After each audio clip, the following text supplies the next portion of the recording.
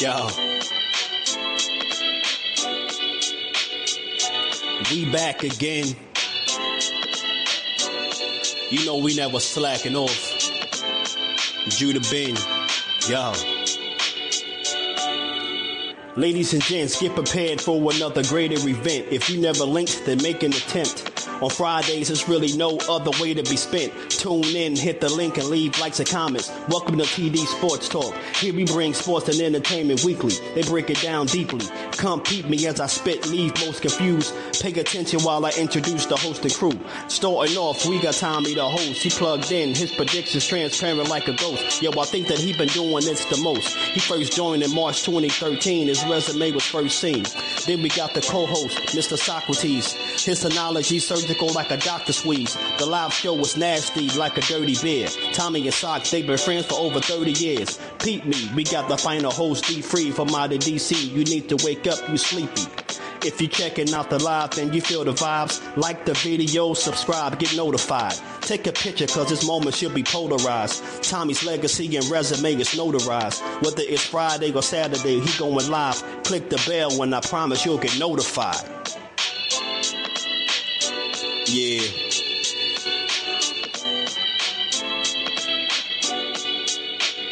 Welcome to TD Sports Talk. Friday and Saturday. Tune in. They're going live late. Word them up.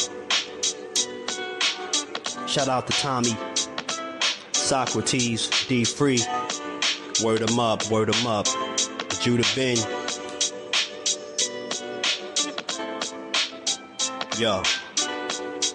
Tell a friend or tell a friend, son. Coming with you, Champ of the World. Shout out to TD Sports. TD Sports. Let's go, check.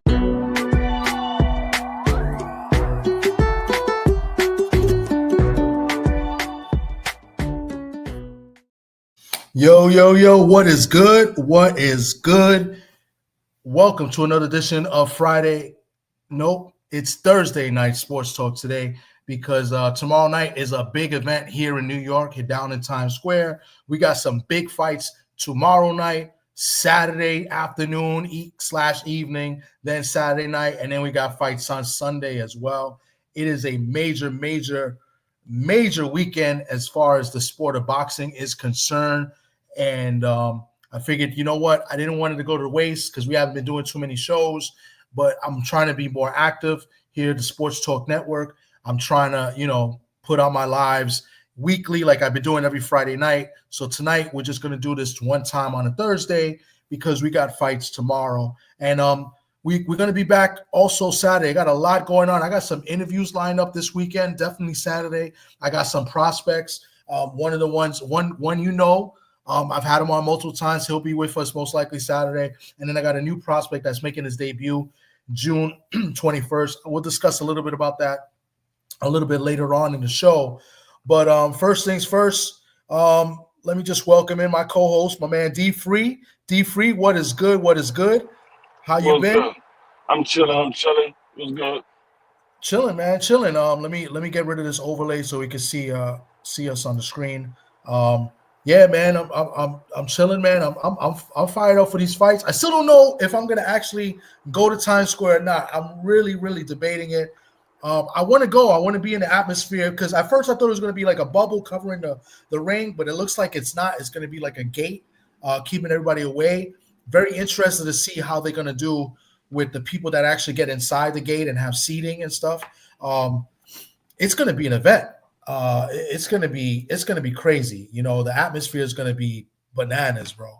So, but first things, before we continue, let me see who's in the building. And as people come through, I'll try to shout people out. And D-Free popped off, but I'm sure he'll pop back on. My man, Daniel Berry Sports Highlights, what's good with you? Salute to you. The OG, Mr. Mont, salute to you, man. Thank you for coming through. My man, CDK Sports Talk Network, what is good with you? Thanks for coming through. Salute. My man, Anthony Bolton, what's good? What's good? I don't know how you felt about your draft last week. We didn't really get to cover it here much with your Cowboys, but salute to you for coming through. My man, Steven, man, what's good, Steven, man? What's going on, bro? It's been a minute. Hope everything is well with you. Salute to you watching us on Facebook. And of course, my man DP Rocker is in the building. Was good, was good. Salute, salute. So yeah, real quick. So big fight tomorrow night. I'm still, like I said earlier, I'm debating if I want to go or not. There's a good chance I could still maybe get it. There's a slight chance I still could get a credential. Kind of waiting until tomorrow morning to see if somebody could hook me up or not. We're trying to, nothing's definite, but yeah, we'll see what happens tomorrow. But yeah, man, what do you think about the event tomorrow? I mean, I know you're not too far, you're in DC, but what do you think? Um, I mean, I hear everybody is super excited. It would have been more exciting for me if it was open to the public, but being though that it's only a select 300 people, um, and it's pretty much closed to the public. I mean, it's like, okay, I understand what y'all doing. Y'all don't want to be bum rush, but at the same token, like I said, it should have been open to the public. Now, it didn't have to be free. They could have made it where you had to pay for it, but at least you can get a ticket to go there because it's supposed to be a historic event. Well, the way you make it a historic event, you make it open to the public so people can be a part of the historic event. Like I said, it's only a select few that can go. Yeah, there's only a few and some media. I heard they did give out tickets that could that for people to actually get in. A friend of mine, Johnny Boy, who you spoke to a couple times, he does media. He was telling me that somebody won like a raffle or some type of they were giving out some type of thing or whatever out in Times Square, and he won like 3 tickets to sit with the other 300 people that are invited. I guess so. I guess they're giving away tickets for seating as far as inside, I guess that gated area because I only seen it from pictures. I forgot to download the pictures. I'll put them in later on as the show goes on, but it looks pretty intense. I mean, all the pictures I've seen obviously is during the day with the light, so not sure how it's gonna look in the evening. But the card is supposed to start early, so based off what I've been seeing on like Blue Blood and other channels that were reporting and that's been there, I know that Teofimo is the opening of the three main events. So Teofimo and Barboza, they're supposed to be in a ring around 6:15. So there are two other fights before it. There is an NYPD versus Fire Department, NYFD, I guess that's how you say it. They got a match, a three round amateur lightweight, I believe, contest. And then there's this Japanese fighter that's making his debut. I believe it's a 6 rounder. Don't quote me on that. So those are two fights. So I would imagine that the whole event might start around 5:30 ish. So people coming out of work around 5 o'clock on a Friday, it's going to be pretty intense. You know what I'm saying? Like it's going to be you got a lot of tourists that are going to be walking around there, not knowing what's going to go on. Yeah. From what I've seen in this week, Hearn has been out there, De La Hoya have been there. Not many people will pick up on who these guys are. They just see a big boxing ring, not knowing. Only people that are big boxing heads like me, you, and obviously the media people that's been out there. So they've been walking freely. I saw Usyk was out there walking like nothing, and nobody really knew who he was unless, like I said, you're a boxing guy. You know who Usyk is. So it's crazy. But Crawford's here, Conor Ben. There's a lot of people out here. It's gonna be pretty intense as far as like the crowd. It's gonna be like New Year's Eve, but with a lot of celebrities walking around as far as boxing is concerned. Right. Yeah. I mean, like I said, it's always cool for the fans to be able to meet some of the fighters if you do get a chance to see any of them and recognize any of them. Because a lot of times you don't really recognize them in regular clothes because you're so used to seeing them in boxing gloves and shorts. Until so you look at him like that, he looked familiar. I know him from somewhere, but you can't really put the two together.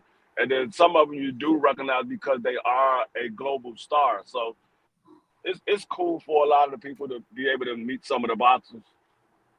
Yeah, definitely. And to interact with them. Obviously, you got to be very respectful. A lot of factors go into it as far as the fights going are concerned. It looks like it's not going to rain tomorrow. At first, I thought it might rain. Like rain was scheduled. I think rain is going to start on Saturday. and it's going to be raining for like days here supposedly. But not sure the temperature. Like at night, it tends to be cooler. You know how these fighters going to adapt to like the not just the atmosphere, you know, and Yeah. big lights. And I mean, this is real New York City lights, right? You know, but the temperature as well. If it's going to be cool, windy, or whatever. But before we continue and talk about the fights, I got a special guest here, and I know he's gonna hate that I said he's a special guest, but he's a special guest because he's a special guy. I got the host of Ring Talk Worldwide, my man Pedro Fernandez. What's going on? Special guest. You make me sound like I need special ed. Nah, you don't need special ed, man. You No, but you are special. I graduated from special ed. Listen, Yeah. Hey, there's my buddy Devin Haney on the screen there. Don't start with Devin Haney. We're not going to allow any Devin Haney slander here. You know, as you said that, you know, Crush the Legend. This is a guy. He be doing some Devin Haney slandering as well. Salute to you, Crush. No Devin Haney slandering, right? Unless you're going to slander Ryan Garcia. Well, you know, listen, Ryan Garcia is a piece of work. Everybody knows that. Yeah. I don't know how much of his acting is real and how much is crazy. Do you? Wait, say that again. How much what? I don't know how much of his acting is real or crazy. I think he's got some screws loose. I mean, he seemed to be a little bit more level-headed this fight, right? He hasn't really been out of control, but you know, the media or whoever they have there playing the media role have not asked the difficult questions to this guy. You know, they kind of let him off the hook for a lot of the stuff that he's done. Tommy D, there is no media. Exactly. I was trying to be nice. I think Mauricio Simon can get away with the shit that he gets away with myself, and Phil Berger with the New York Times, and Mike Marley with the New York Post, and I go on and on. Mike Katz with the Daily News. They couldn't get away with that crap back in the day because we put them on the spot. Yeah.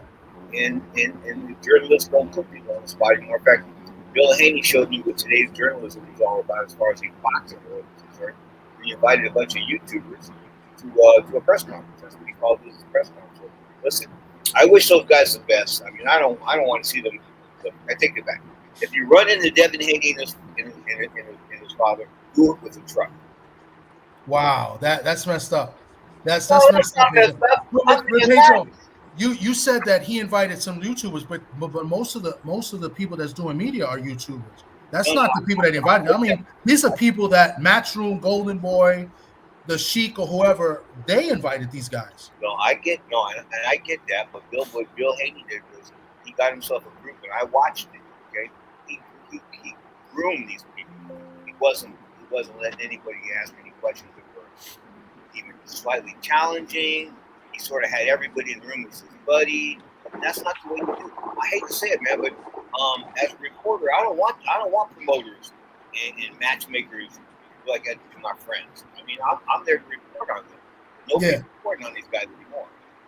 But that goes for everybody, Pedro. It's not just those handful of guys. I mean, not one person in the media asked, and I'm talking about the guys that Turkey put in it, like the guy Coppinger, whatever his name is. You know, that guy Douglas Fisher. Like those guys don't ask the tough questions, and they don't make the right comments. They don't do their jobs either. Doug Fisher's on the payroll. He's always been time out. Now you may be a little indifferent, and I may be a little indifferent, but I've called the boss on shit like that before. I mean, Don King said to me one time. Don King said to me, Pedro, people ask me why I have you around. You kick my ass off. It's better to have you pissing from inside the tent than have you pissing outside the tent in. I don't know what that meant. Bottom line is that's what DK was. Yeah, but no, I think they let, Devin Haney has been embraced the role of being the bad guy. And you got the fans booing him, but nobody's, letting, everybody seems to let Ryan Garcia off the hook. This guy made statements, but hold up. The reason why I think Ryan Garcia gets off the hook is that he kicked Devin Haney. That's why. And whether you want to admit it or not, okay, Devin Haney may be a decent boxer, but as far as its value as a prize fighter is concerned, he you can't take a punch, you can't throw a punch. You have a limited amount. You have a limited shelf life. Okay, and I think he's outlived his shelf life already. And I'm being nice. Wow. Well, what about the comments? What about the comments that Ryan Garcia's made, and they haven't asked him once about it? I have no idea. Listen, man. Here's what's up. If I was Doug Fisher and I was the head of Ring Magazine, and the Sheik took over, and the Sheik's probably giving me $500 million a year or something like that, I don't know if I still don't know if I could blow him for that. You know what I'm saying? I mean, these guys are willing to blow these guys for that money. I couldn't do it. But you in your day, poison pen, right? That's what they called you, poison pen Pedro. You would have wrote an article about it, and you would have roasted them on, and you would let them have it for the things. But I would have also called them on the phone and given them the opportunity to have some input. That's fair. You know what I mean? That's the way I did things. I would listen when I would kick people's ass. They knew it was coming because I called them and told them. I see. I mean, here's what's up. You know, you fix these fights. How can you say that I fixed these fights? Well, I've got 2 witnesses who said that. And they both sworn under oath. Blah blah blah blah blah. You know, things like so. How are you going to comment on that? I'm not going to comment on it. Okay, I understand at that point in time. Okay, but no, you gotta call people. You gotta call people and put them on the spot. Whether it's the president, whether it's Tommy D, or whether it's me. I mean, if we do something off the wall, we need to be called on it. Absolutely, and I think the media today, they should at least call these guys out, or at least ask them about it, or they do it in other sports. In other sports, it's done. Other sports, they say, hey, what about this comment you made about? Because there's still real reporters. In those sports, not in boxing. Baseball, well, here's what's up. It's designed that way. Don't you understand? It's designed that way. Now Mauricio issues press releases, and people believe the crap he releases. When you and I know that O'Shaquie Foster Canseco fight, if it wasn't fixed, those were the 2 worst judges in the history of all boxing. Yeah. I agree. So and that's what I'm saying. There's no accountability. And exactly, and that got us thrown off WBC TV. Hey, Mauricio, you hearing that? We don't care. He doesn't. You pull some punk ass shit on us, but guess what? We're still telling the truth. You're still a fat guy. Yeah.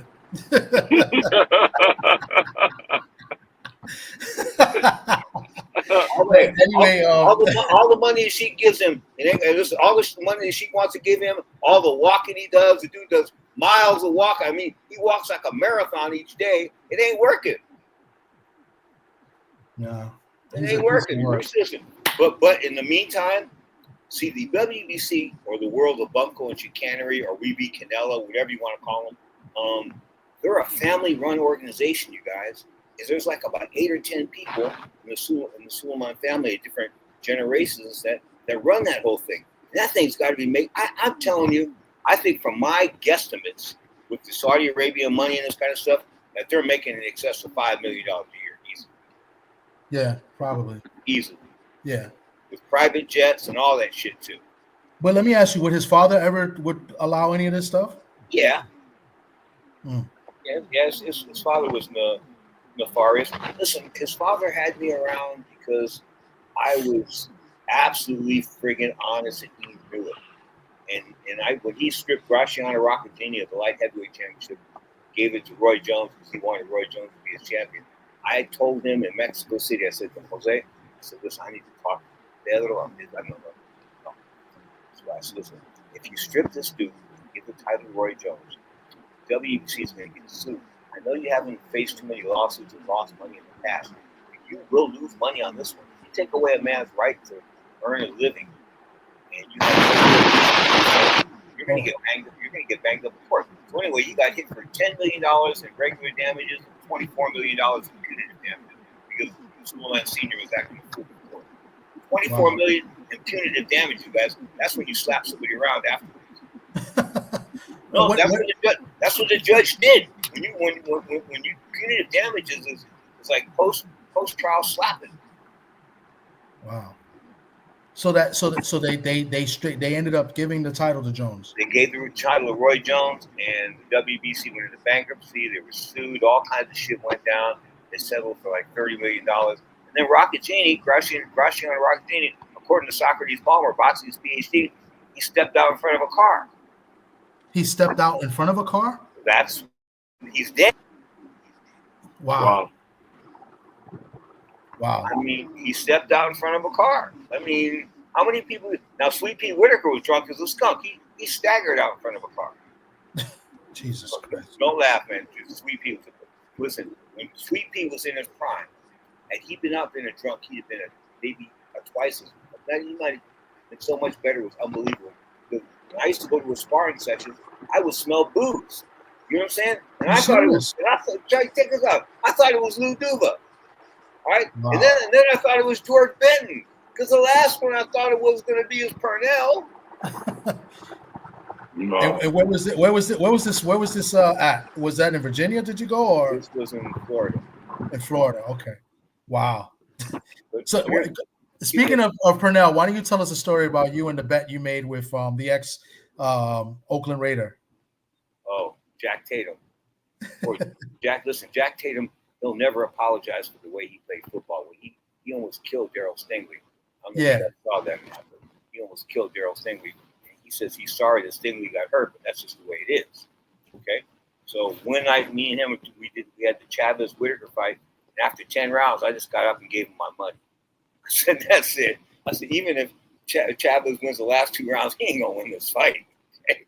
So I went and gave him the money, and then they called it a draw, and I went over and got my money back. Motherfucker, how can you take this money back? I said, man, it's a draw. It's like the point spread. You know, like a point spread. Wow. So that's how far up you thought Whitaker won the fight, and they still. Yeah, and this was when Whitaker fought De La Hoya, he got burned that night. I'm not. I thought he beat De La Hoya. I'm not trying to bogart you guys' time, Master D. But when he fought De La Hoya, he got jobbed. He knocked De La Hoya down. And then this is what started the rift between me and Todd the Cokehead, the Buff. No, hey, I told you I sat across from him ringside one night, and he hit his nose 42 times in a 12 round fight. Watch me. I counted them. I'm Todd a the investigator. Wow. This is what I do. I count people's weird shit. Wow. Well, he did that 42 times in a 12 round fight. That's a lot of times around. Wow. You know. So anyway, Todd the Buff is. But anyway, that night, Todd the Buff, he was in an elevator. I told him, I said, you know, Oscar got beat up, blah blah blah blah blah blah blah, and he played some shit. I said, you know what, man? I said, it's a good thing you got security with you. And I was serious. Wow.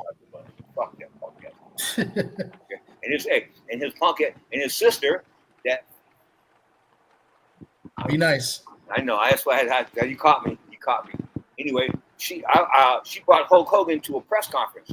Hulk Hogan just got, and he was involved in all the steroids back in the 90s. Okay. Yeah. We brought him to a George Foreman fight, George Foreman and Alex Stewart, I think, in Las Vegas, and it was all news. You know, the hot news that Hogan was being accused of using steroids, right?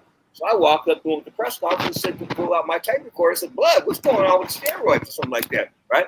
And Dina the Buff jumps on me, jumps in between, goes, "You can't ask him questions like that."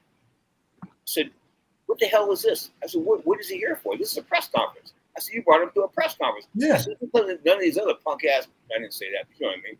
These other punk ass guys don't want to ask them the questions that need to be asked them. I'm asking them." You know? No. Anyway, Hulk Hogan, he got mad because I called him Mr. Balea. Oh, that's his real name. Yeah. He don't like that though. I'm the fucking Hulk, man. I wish the Iron Sheik would have broke his leg. The Iron Sheik had a chance. Yeah, he had like what? Was he offered money from? Was it Vern Gagne? Or Vern Gagne? Yeah. Somebody offered him some money, but he didn't do it. He should have broke. If it wasn't for him, yeah, he could have ruined everything. Well, I don't know if he could have ruined everything, you guys, but when they killed kayfabe, that's what killed wrestling. Just did, in my opinion. But Yeah. I want to sit down. I want to believe this shit for an hour. You know what I'm saying? Even during the commercials, I want to believe it. Even during the commercial, go, fuck. Yeah. And it ain't the storylines that used to be. They would carry you from one week to another. You know what I'm saying? It's like a soap opera, this and that. And ever since they said that wrestling was fake, sort of lost that. I mean, I knew it wasn't real. I mean, you couldn't go out there and get killed 6 nights a week. Yeah. You know, I figured that out when those dudes, when I was Tommy D, I found out these guys were wrestling in Sacramento the night after they wrestled in San Francisco. The same dudes, the same match. That's when I sort of got hip that something was up. I was about 13 or 14. I said to myself, you know, something might be up here. So you got any? So let's talk about the fights tomorrow. Any interest? Or you're intrigued by the fights? You're intrigued by the event itself? I think. I'm sorry to interrupt you, sir. I think that I think it's going to be an event. I don't know if there's going to be too much competition involved. I think the closest fight is Teofimo Lopez and the other guy is 2.5 to 1 or something like that. Yeah. I mean, besides the Teofimo Barboza might be the closest as far as competitor. I mean, all the fights are decent competitive, but you know that it's basically they're telling you that these are tune-up fights, right? Ryan Garcia's in a tune-up fight and Devin Haney's in a tune-up fight because they're gonna fight each other later on if they both win. That's what they're telling you. That's what the event is basically telling you. Even the commercial. I can't make 122 or Noah would be beating me up. Okay, what? I said to Noah, if I could make 122, he'd be beating me up. In other words, all they're doing is looking to make appearances this week. Okay? The Japanese guy's going to make an appearance in Las Vegas. His Valenzuela shouldn't offer too much difficulty to him. And of course, Canelo Alvarez is going to get some skull down there in Saudi Arabia. Don't laugh about that because when I was working as a cop, I remember when the girl said, I gave that guy skull for $20. Jesus.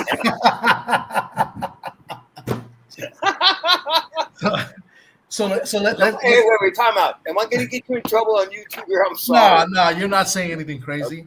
No, not yet. Not yet, at least. You know, you're not.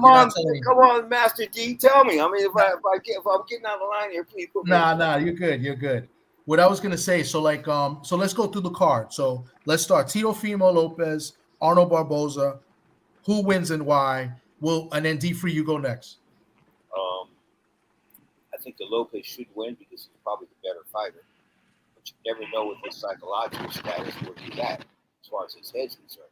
Him and his father, there are a couple of head cases. I thought his father was doing blow during that one fight. Why would you be dancing between rounds when your son's getting slapped around? I mean, that never got that. I mean, my mother wouldn't be out there dancing the jig if I was getting my ass whooped. But yet he did. So I don't know psychologically if he's. Some guys just aren't built between the ears for this. They got the skills, women like that. Somehow there's something missing between the two ears. And Teofimo might be that guy. I don't know how good Barboza is. Anyway, Master D, what do you think of the fight? D-Free? Yeah. I think Aaron Barboza, it all depends on what style of fight. If Aaron Barboza come in there and very emotional and try to push the fight to Tio, he's fighting in Tio's style of fighting. Tio's more of a counter puncher. He fights better as a counter puncher than a come forward fighter. If Barboza can make Tio come forward, Barboza has a better chance because he fights better than Tio. He fights better on the back foot than Tio fights coming forward. Yeah. So it all depends on what style is going to be pushed in this fight. So if Barboza can keep his emotion under wraps and make Tio come after him, I think Barboza can pull this fight out. I just don't know if Barboza is mentally strong enough to be able to do it. And the thing is, like, Tio could come in there and be overlooking Barboza. He's having a lot of mental issues going on right now. We don't know what's going on with Tio. I've never seen Tio this out of character. And we always see little antics from Tio, but never to this extent. Like, he's way out of character. So I don't really know what's going on with Tio, but I would favor Tio in this fight because I don't know if Barboza can keep his mental on the wrap and make Tio come after him. Yeah, I agree with pretty much everything you said. I think, and then another thing, Tio tends to fight down to the competition as well. Now, Barboza, Barboza, I think he'll be up for the Barboza fight as far as, like, not like when he fought Claggett like last year, and he won that fight, but he didn't really look too impressive to me. So I think he'll be up for Barboza. I got to favor Tio. Barboza, first time in a big fight under the big lights. I mean, this is something different for everybody on the card. I can imagine somebody like Barboza that's never really been in a main event like this. I mean, yeah, he went to the UK and he beat Catterall in his backyard, but this is different, So I favor Tio in this fight. I can see Tio getting a knockdown in this fight too. And I don't think Barboza's a chump. I think he's not getting knocked out. But I like Tio in this fight. I saw Barboza live last year against this Irish guy Macomb, and he didn't look good at all. I thought he lost the fight, and they gave him the decision. I thought he lost. So I'm not a fan of Tio, but I think Tio wins this fight. So, and on cue, I got my buddy Dub right side. What's good, Dub? How's everything? Man, salute to my brother Tommy, man, from the Bronx. Salute to everybody on the panel. My brother Free, Pedro in the building, man. Salute. Pedro, the man still ain't paid me my money, man. He still ain't paid me my money. Anyway, that's a whole other story. Wait. Time out. Time out. I used to don't owe people any money. So how do I owe you some money? No, not you. He's talking about he made a bet with somebody a while ago, and the guy still hasn't paid him his money. So every time he comes on, he reminds everybody. Dub, why don't you spell his name out and then I'll say it. ATL Unanimous Boxing. You ain't got to say it. I'll say it for you. You better pay your bills, man, before I start talking. Y'all gonna get me canceled, man. You out of order, Dub right side. No. I usually am. If you don't want to pay, we'll say his name on the air and then flush the toilet. That's it. He'll get tired. Believe me, he'll get tired of that. He'll probably end up paying. You do a few toilet runs on a dude, he'll pay you the money. Hey, I can't. He ain't showing up no more. He done ran, man. He ain't pulling up on the panels. He ain't in the chats. He ain't nowhere to be found, man. I said they do some crazy stuff right here. Oh man. Real quick, I heard y'all talking about the Tio Barboza fight. Yeah, we started talking about the fight. So that's the first fight. Go ahead. Man, I like this fight a lot. The problem is, in my opinion, and I'm not a huge fan of Tio, Arnold Barboza is tailor-made for Tio. He's gonna walk forward. He's gonna try to apply pressure. He want to throw some big shots. You got to make Tio be first to beat Tio. That's when he struggles. You know what I'm saying? If you can fight him at mid-range, take half steps back, those type of things against him, turn him, then you may have a chance to beat him. But if you're just gonna walk through the front door, Tio, he gonna embarrass you. You know what I'm saying? And so then how did he lose to George Kambosos? I don't think George Kambosos would beat any of the four of us. Hey, look, I would, and I agree with you on that. That fight against George Kambosos, me personally, I got him losing possibly 3 fights right now. 2 of them, the other 2 would be not outside of Kambosos. I thought he lost against Jermaine Ortiz. I thought he lost against Ocampo as well. And Sandor Martin. I forgot about Sandor Martin. Do I still have it? Yeah, and I mean, Tio, he all right. He all right. I just don't. I think he's athletic. I think he talked too much. I don't think he as disciplined as he needs to be. I think he's more about selling than anything else. So, but I still think that when Barboza is coming forward, Tio's going to be able to counter, keep his head off the line, that type of thing. Has the better footwork. Will be able to turn Barboza. I'm rooting for Arnold. I'm rooting for Barboza myself, but at the same time, I think Tio wins that fight. Yeah, but how can you say that he lost to Kambosos? I mean, this is what kills me. I mean, Kambosos, I mean that, you guys. Kambosos couldn't whoop any of us. I mean, he just couldn't. He's terrible. He couldn't win the New York Golden Gloves novice division. Man, lost to Maxie Hughes, man. He got a robbery victory against Maxie. He got a gift in that fight. A total gift against Maxie Hughes. That was a joke. All right, let's go on to the next fight of this triple fight. Pedro is not allowed to comment on this fight, so I'm going to start with Dub. Devin Haney versus Jose Ramirez. Oh no, why Pedro can't come? No, So, in my personal opinion, in this situation, I think Jose Ramirez, great fighter. You know what I'm saying? Unified champion. I just think Devin got too many skills for him. He gonna sit there, utilize the jab. I don't think Ramirez is gonna be fast enough. I don't think his footwork is gonna be good enough, and I think Devin makes easy work of him. Speed. D-Free, you go next because I know Pedro's itching to say something. Yeah, yeah. Speed wins this fight. Speed wins this fight, and Devin Haney wins this fight. I don't think much of Ramirez. Another guy, I don't think he can fight much. Okay. I think this is a very interesting fight because it's a lot of questions that's in the air. We saw how Ramirez looked against Aaron Barbosa. He's coming off the loss to Aaron Barbosa, and that was a fight that Aaron Barbosa just made Ramirez look amateur.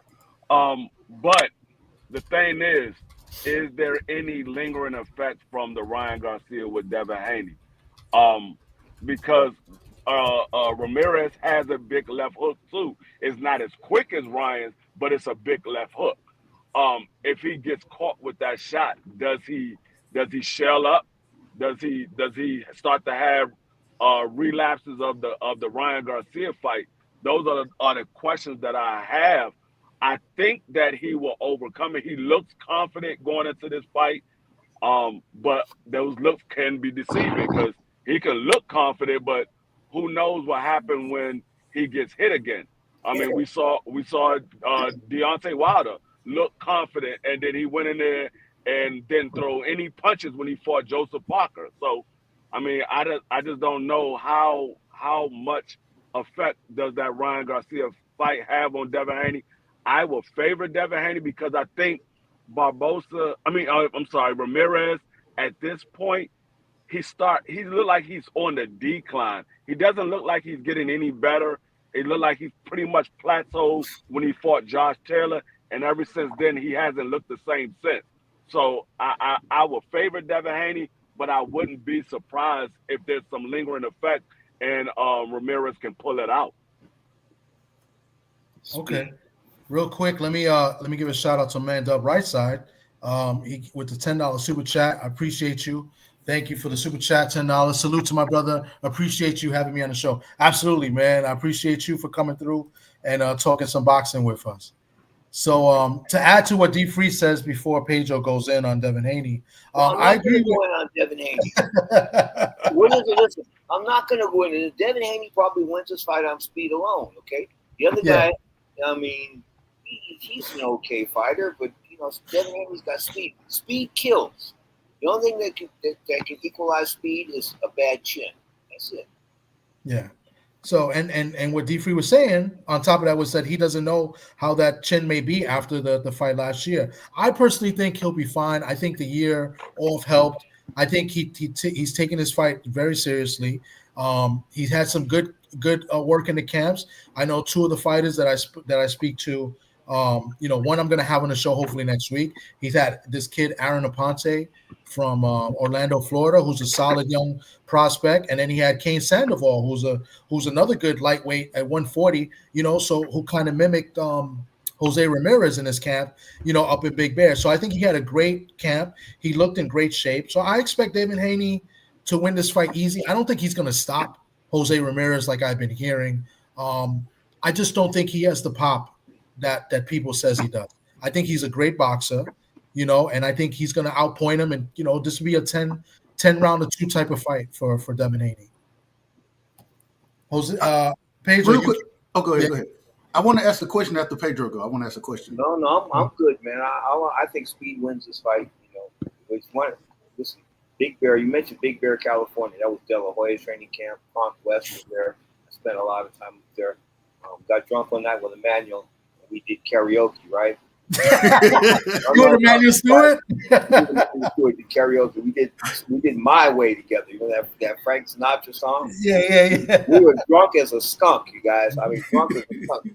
We did it the next day. So I can't remember what the kid's name was, but he was real hot prospect. And he put the VHS tape into the machine. And me and Emmanuel were sitting there, right?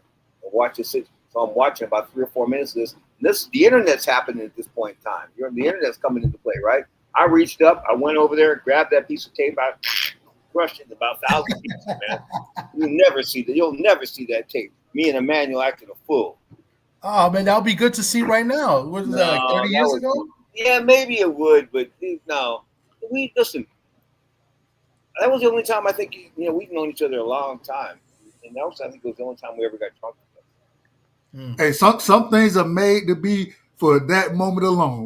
Everything ain't got to be put out there for the public, man. Everything got to be put out there for the public. I miss him. You guys saw him on TV and trained fighters and corners and did this thing on HBO and everything like that. He was so much more than just the Emmanuel Stewart that you know. I mean, he knew politics, he knew science, he knew nutrition. I mean, the man he was like a genius, you guys. He just was. And, he started. Somebody told me he was selling Fuller brushes. Remember? I don't know if you guys remember that, but he used to go door to door and sell brushes.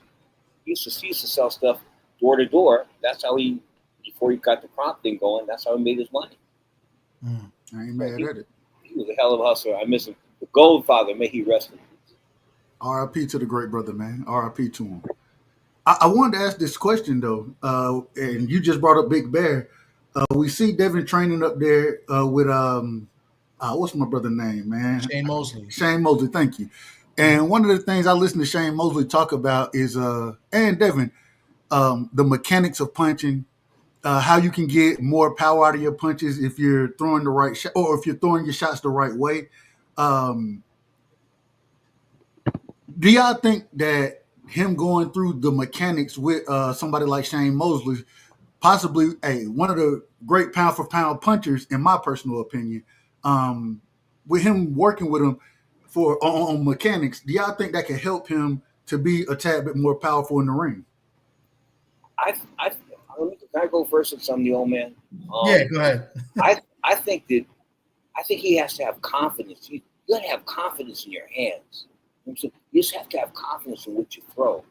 And I think if Devin Haney learned how to let that hand go and not be so concerned with bringing it back. Yeah, I agree with Pedro. Also, when you working on that, that's not something that you learn in one fight because that's changing what you always done before. So you're changing what he's used to doing. So it's going to take some time before we see any of that result. If it does changes anything, it's going to take some time because you're changing what he's already used to. And we all know whatever you're used to doing, when things start to go a little south, you revert back to what you're used to doing. Under stress, you go back to what you get.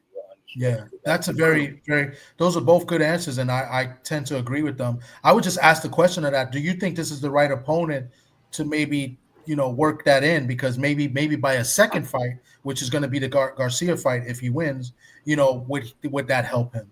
Like maybe not this fight so much, but would it translate into the second fight, or is the same theory, he could revert back to what he's always done, as far as how to throw a punch? Because basically that's what he's saying. He's showing him how to throw a punch, I guess, properly. But here's what you see. If you watch Haney work the pads and this stuff, he doesn't punch through his target. He punches at his target. You know what I'm saying? You don't try to punch through him. The way I was taught is that you always punch through. You feel me? You feel me there, DJ? Yeah, no, I agree. Absolutely. I agree. You got to be able to let those hands go, man, and feel good about it. And if you're concerned about getting countered and you got a bad chin, this and that, learn how to keep your shoulders up. I mean, there are ways that you can get around having a bad chin and not getting hit. Yeah. So you think he makes mistakes? I mean, he obviously fought the wrong fight the last fight. Let's face it. Like he didn't, Absolutely. He was, he was bad defensively in that fight. Steroids or no steroids, he had the wrong game plan for the fight. Right. So, I think he fell into the fact that Ryan Garcia didn't train, and which is true. And, he was drinking and all that. I think they fell for that. They thought they went in there thinking they were going to stop Garcia. And I think that's what, made him, defensively irresponsible. Let's put it that way. So. And I say it respectfully to Bill Haney.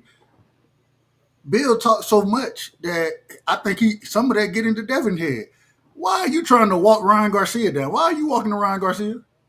That ain't Well, your he's in the fight. corner. He's in the corner, right? But that ain't your fight, especially though. in the last fight. He's the one giving the instructions. But that ain't your fight. And so yeah. when you have that going on, you know, hey man, I'm a fan of Devin, but once again, it ain't no secret. I ain't no. Me and Bill don't like each other, respectfully. Jesus. So, I mean, it is what it is. Bill, Bill's only got about 6 or 7 fans. That's not true, Pedro. Stop it. Okay, I take that back. He's got all the YouTube guys and 6 or 7 fans. I can't with this guy. I really can't. I'm just saying. Salute to everybody in the chat. I see you. I'll highlight the comments as they come across. We're up here talking about the fights this weekend. So now to the third of the 3 main events. Ryan Garcia, Rolly Romero. Who you got winning and why? D-Free, you go first.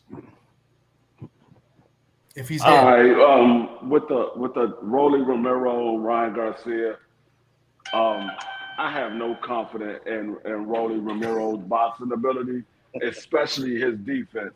The one thing that we've seen from Rolly since he had the Tank Davis fight, his chin is garbage.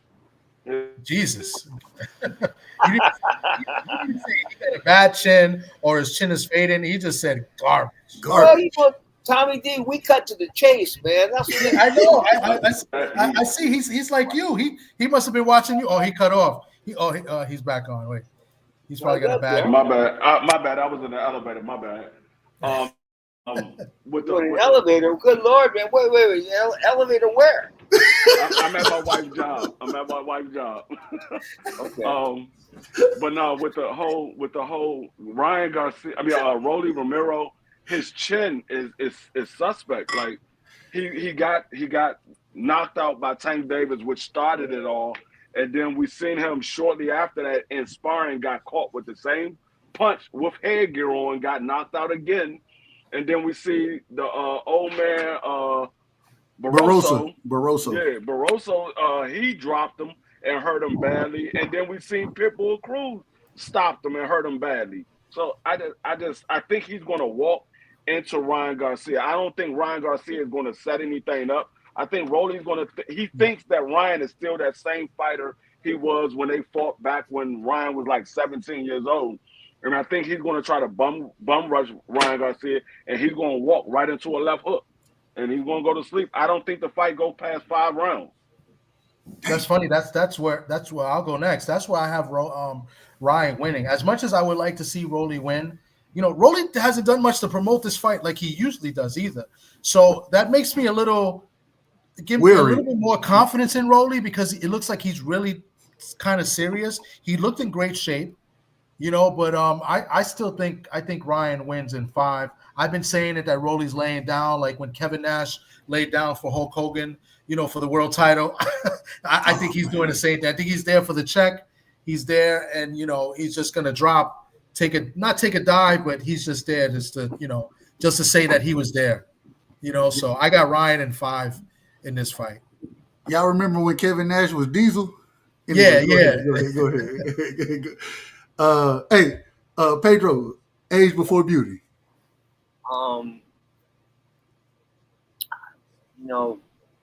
Devin Haney should win this fight. Devin Haney should win this. All the people that should win in all the main events, they all should win. They're all favorite. I mean, Canelo's an 80-1 favorite. I think the Japanese guys are 40-1 favorite. Haney's 12-1 over Ramirez. I mean, these are outside fights, you guys. And I think that what we're trying to, and Ryan's a big favorite over Raleigh. What we're trying to do is we're trying to make something taste good that really isn't that good to taste. You know what I'm saying? I mean, this isn't really competitive boxing. This is some name boxing, but there's not too much competitiveness there. So it's a good run for the weekend. Nobody's buying the card. I don't think anybody's buying the pay-per-view unless most people take the 5th when I ask them about that. Tommy D, what about you? You buying the card? I might be there. I might go. I might try to wrestle and bump elbows with some people and be there. But other than that, I got a fight party that I was invited to, so I may go to fight party. So I got to openly admit I'm not buying the card. So either I'll be there, try to watch on the screen somewhere, or I'll go to this fight party. So I'm not buying it. Real quick on Rolly Ryan, man. Look, I think Free said it best. I question Rolly boxing skills. The man, I say it respectfully. I think he can punch, but he ain't got no delivery system, none whatsoever. And so I don't give a damn however much you can punch. If you can't get the punch to land, it don't matter. And I think Ryan, I'm not a fan of Ryan Garcia, but at the same time, the man has been boxing his whole life. A much more skillful fighter. Seems to be much more dedicated to the sport right now. Man, I'm gonna be honest. I got Ryan by knockout, 6th round, 7th round, somewhere in there. I think Rolly. I think he survives a little bit, but I think he's gonna start getting beat on pretty quick in that fight. But he's a 20-1 underdog, so he should be getting lit up like the White House Christmas. Agreed. I agree with that. Like you said, I think you made the best point. And we done talked about these fights, and this weekend, I thought this weekend could have been broke up into a month. You know what I'm saying? As far as headlining fights, giving other individuals chances for undercards, those type of things. Dana White, baby. Dana White's involved. But at the same time, I love seeing the fights and all that kind of thing. But yeah, I mean, William Scold, what is he gonna do? He's gonna go out there. He's gonna box. I don't think he's as good as Bivol is.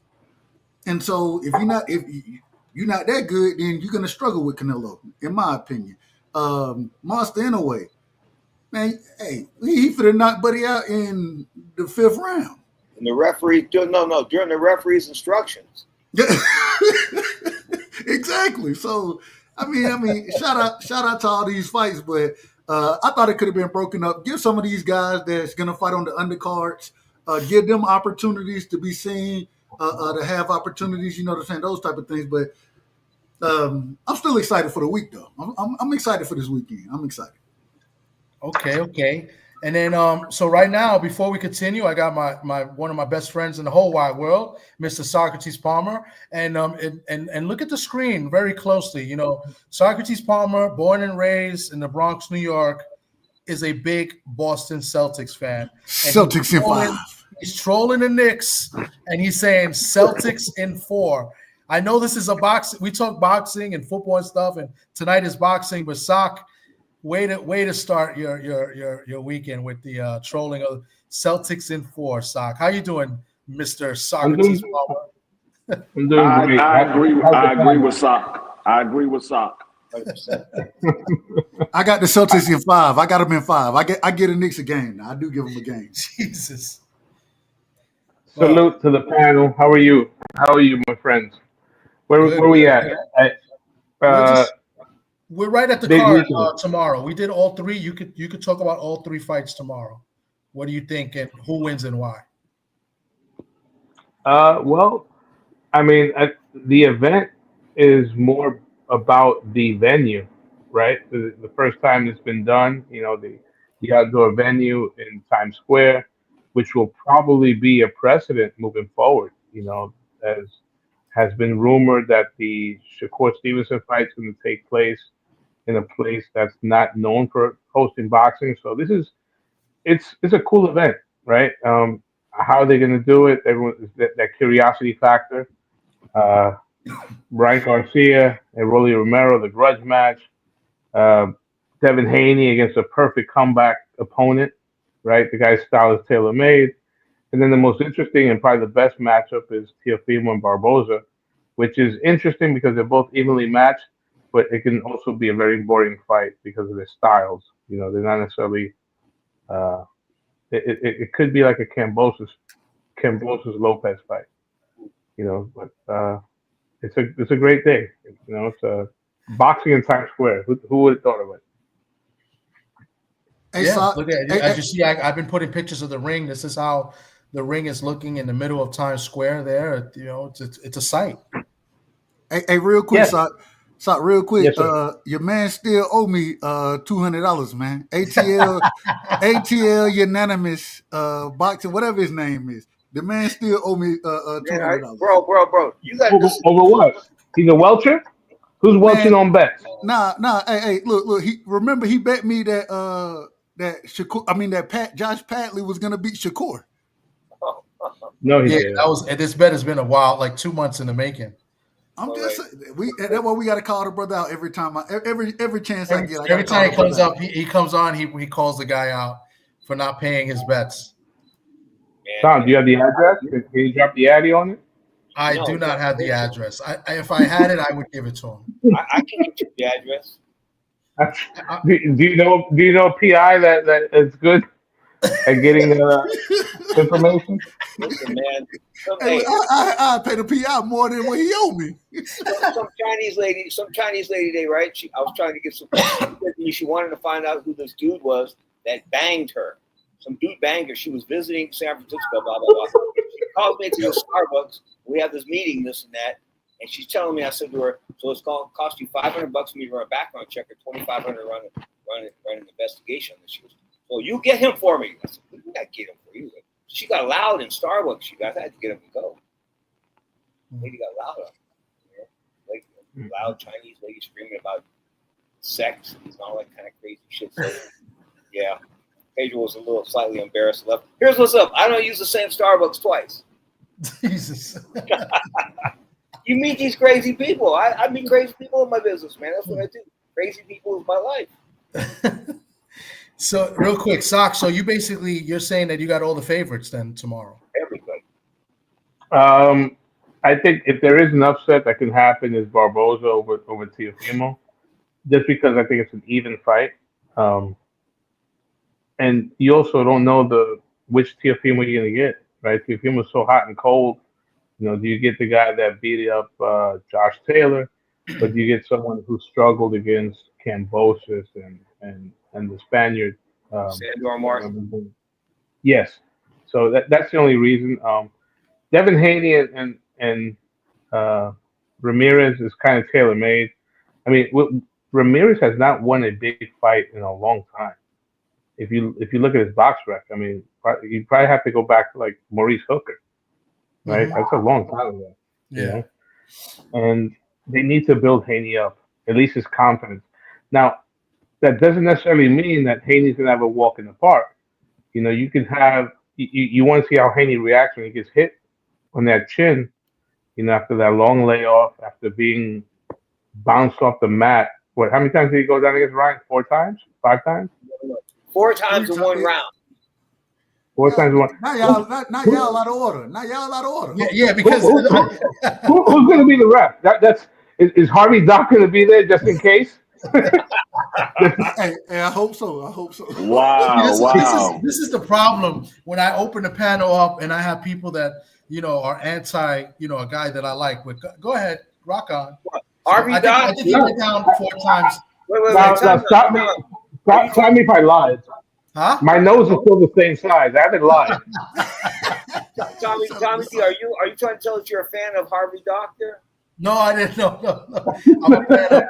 I'm a Devin Haney fan, but go ahead. Oh, I'll go. I can appreciate that. But as far as listen, Devin Haney's going to go out tomorrow night, hopefully, and put forth a good performance. If he gets hit on the chin, hopefully he'll be able to take it, show that he does have a decent chin, this and that. Okay, I want him to go out. He's from San Francisco, you guys. I don't want him to look bad all the time. I mean, Man, y'all talk like the man got knocked out. The man got up from every time he got knocked down. The man got up. Y'all talk like this man went to sleep in the ring. But here's what's up. But if Harvey Doc, even Bernard Hopkins said if Harvey Doc wasn't involved, he'd have never made out the 7th round. Well, but Bernard Hopkins, he got a dog in the fight. He got a dog in that fight, so he gonna say stuff like that. You out, and I say it respectfully. I say this. You're out of order. You out of order. You out of order. Speaking of Bernard Hopkins, where's Bernard Hopkins at? I haven't seen him in a while. He's there. He was there today. I saw him today at the weigh-in. He was there. The ceremonial weigh-in. He was there. So I haven't seen or heard Bernard for a minute. I thought he would be up on the stage when Oscar and Bill was about to go at it. Here we go. Shout out to my That, brother. oh my God, So here's what's up. that Let's was talk horrible. about that for a second. Do you think? How old is Bill Haney? how old is Bill? I have no idea. I I have think he's no in clue. his 40s. I would say maybe Probably in his 50s. He's Oscar's in his 50s. That sounds like a fair fight to me. no, it's not a Man, fair man, fight. Bill- He's a pro Bill fighter. was going- Man, Bill Bill would've Haney went ain't no to damn sleep. fighter. He would have Doesn't went matter. to I sleep. want to see Bill Haney get But his Bill ass. got that pimping. Hey, now, Bill I, got- Pedro, got the Pedro, I pin do hand. agree with Corner. you. I do You agree got- with you, Pedro. I agree. I want to see Bill get knocked the fuck out too. Me personally. Hey, look, fuck him. Hey, I done told y'all 100 times. Me and Bill, we done had it out, so it is what it is. But Let me tell you something. Me and Sock have met Bill Haney, and Bill Haney was nice to us. He was a good Hey. guy. I can't say anything bad about Bill. Sock, Dub, you can't Dub say has anything not bad liked either. He was Bill there. since Bill. you ain't gotta say nothing bad about him. I'm He saying just- this We'll has say. nothing to Bill- do. this Dub has has nothing not to do. liked Bill Haney since Bill said we don't need fans like you. Dub has not liked Bill That's what Haney he since. said. I asked the man a simple question. I said, bruh, hey, we looking, hey, we ride with Devin around here. Anybody will tell you I'm a huge Devin Haney fan. At the same time, I said, bro, we ride, man. What y'all gonna get? Y'all got to give us something to stand on. Well, if you need something to stand on, we don't want you as a fan anyways. Fuck you. All That's it. right, Jesus. all right, well, fuck you too then, nigga. What the fuck? What are we doing? What are we doing here? What are we doing? Bill had Bill. What's up with these Look, West it's Coast a lot of people fathers? in the chat are saying unbelievable. I mean, Shower, take care of the chat, Shower. I'm just being Go ahead, Sock. Sock, what are you saying? no, Bill Haney's the ultimate Little League dad. I can't knock it. But is he I the mean, only one? There's other fathers too. But I think he's the, I think he's the ultimate. He's got the best son. I give him that. You know what I mean? Brian Norman's still young, and then the dude that faked the injury against the most quarter. fathers is a nut job. No, I like Jerron. I like Jerron. Danny Garcia. No, but Jerron is a real coach. I mean, he's coached his other kids. Both. Derek Both. Henry. Yeah. Yeah. I mean, Yeah. but Bill Haney is like LeVar Ball. He's like he's like Venus Williams' father. He's a guy. It's something about these California fathers. But we have to, and I always say I have to give Bill credit. I give him a lot of credit because he's got his son to the highest level in the sport of boxing. So absolutely. Hey, I got a 10-year-old. I want him to be whatever he chooses to do. I always tell you, you choose what you want to do. I'm gonna push you in that. You know what I'm saying? And I want you to be the best you can be. And Bill has done that for Devin. So hey, no disrespect to him. I just don't like the man. Let's just be honest. Let me ask a question to a guy that's been doing this for over 40 years. Have you ever seen in your 40 years a father and a son relationship like the one you see now in boxing? Where They're all the time. Father and son relationships are really bad for boxing because of the fact that a lot of things, the father cannot have the perfect medium. What I mean is that what I mean by that is either he lets a fight go too long, or lets a fight, or he stops it too soon. He's emotionally involved. If he's not emotionally involved, that's not good. I don't want him in the corner if he's not emotional. I don't want my father. You know what I'm saying? My father shouldn't be in the corner. I didn't have my mother in the corner. Okay, so that she was essentially my boxing father, but she wasn't in the corner. So I'm trying to tell you, I don't think you need dads in the corner. I really don't. I don't think dads. I think dads, for the most part, get their guys hurt. But in the last like let's say decade, we've been seeing a lot of solid fighters, world champions that had their dads in the corner.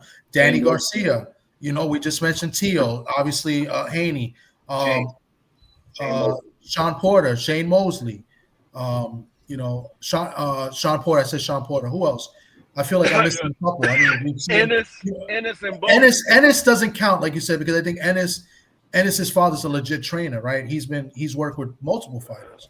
Not just his son. He was working with his son solely until as of recently he started. No, but he had two other sons that boxed too that were they were pretty good.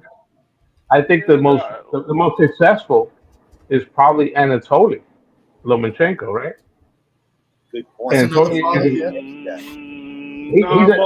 I would say most successful is Bill Haney. He was undisputed. No, And then totally, he goes back to the amateurs of Ukraine. And Lomachenko, listen, Devin Haney did not beat Lomachenko. Okay, fuck that shit. He did not beat him. Jesus All right. Christ. And now Hey, you He did not do it. and now you out of order again. You out of order, man. hey, Hey, I'm gonna say I got he bail beat him. money. I'm gonna say he beat him because it was a close fight. It He- could have went either way. And it totally worked with Usyk. I mean, you talk about he was a national coach in Ukraine. Before that, I would say Calzaghe. The Calzaghes were a great team, Yeah, and the but he only Trinidad, his son. He only worked with his son and maybe like one other fighter, I think. Right? Did and he the work? I Trinidad, think Enzo. I think he worked with Enzo. I think Trinidad. I think that's when you're missing. Trinidad and his yeah, Trinidad. that's another Yeah. father son combo. Mhm. You know, Zab Judah. No, don't Yeah. include Zab Duda. Zab Duda's father was his name. I think his name was Joel. He was nuts. Yoel. Yeah, but Joel's worked with a Joel. couple of fighters too. He was nuts. He's worked with other fighters. Did I tell you about the time? Did I tell you about the time I was at Mandalay Bay Hotel and some hooker comes up to me. She goes, "What's up, Pedro?" I said, "What's up, baby? What's going on?" She goes, I mean, you had Floyd Senior too up until Junior kicked him out. "Oh, let me finish the hooker story." So the hooker comes up. She goes, "Hey, how she know?" Now I won't tell you how she knew my first name, but it wasn't because I was a client of hers. Okay. Anyway, but she said, "What's up, Pedro?" So she's popping, gum, having a good time. She goes, "Where's Zab Duda? I want to see that motherfucker." I said, "Why?" She goes, "He gave me a counterfeit $100 bill last night." Right? Yeah. So anyway, so here comes Zab. Here comes Zab. So I go, "There he is. There he is." And I said it out loud. "There he is. There he is." So Zab heard me. He saw the broad. He started running. Brooklyn. Brooklyn in the house, running from hookers. Oh my God. He gave me a counterfeit $100 bill. How do I continue from there? How do I continue from that? Oh my God. A counterfeit $100 bill. So, but why she came for you though? No, because I was standing at the press door and I had a badge on. It said Pedro Fernandez. Okay. I had the badge on. She goes, "Pedro." She's popping gum. So I thought, "No, you know me?" Wait a minute. I said, "I don't know." She goes, "Well, motherfucker, he there he is." I said, "Go get him. There he is. There he is." And she was chasing Zab Judah around the Mandalay Bay for that $100. Damn, that's crazy. Oh man. So yeah, so, D Free was mentioning another father son, Floyd Senior and Floyd Jr. until he went with his uncle. So yeah, there's been some good father son combos. But the thing is, father son combos where the fathers are don't really train anybody else. They're not really trained. Like Floyd Senior worked with other fighters, and he was a pro fighter. No, that's what I said. Up until Floyd kicked him out, because Yeah. up until that point he was only working with Floyd. And then Yeah, but he was a Floyd pro fighter. Yeah, he was a pro fighter. I mean, some of these other fathers were pro fighters as well. Yeah. Well, Brian Norman Jr. and his father, he was a pro fighter, but Danny Garcia's pops was not a pro fighter. So Sean Porter's father, I don't think was a pro fighter either. You know what Floyd Mayweather Sr.'s famous for, don't you? Oh God. Getting knocked the duck out by Ray Leonard. Ray Leonard abused him. Ray Leonard did, yeah. Ray Leonard abused him. Ray should have been arrested for domestic violence that night.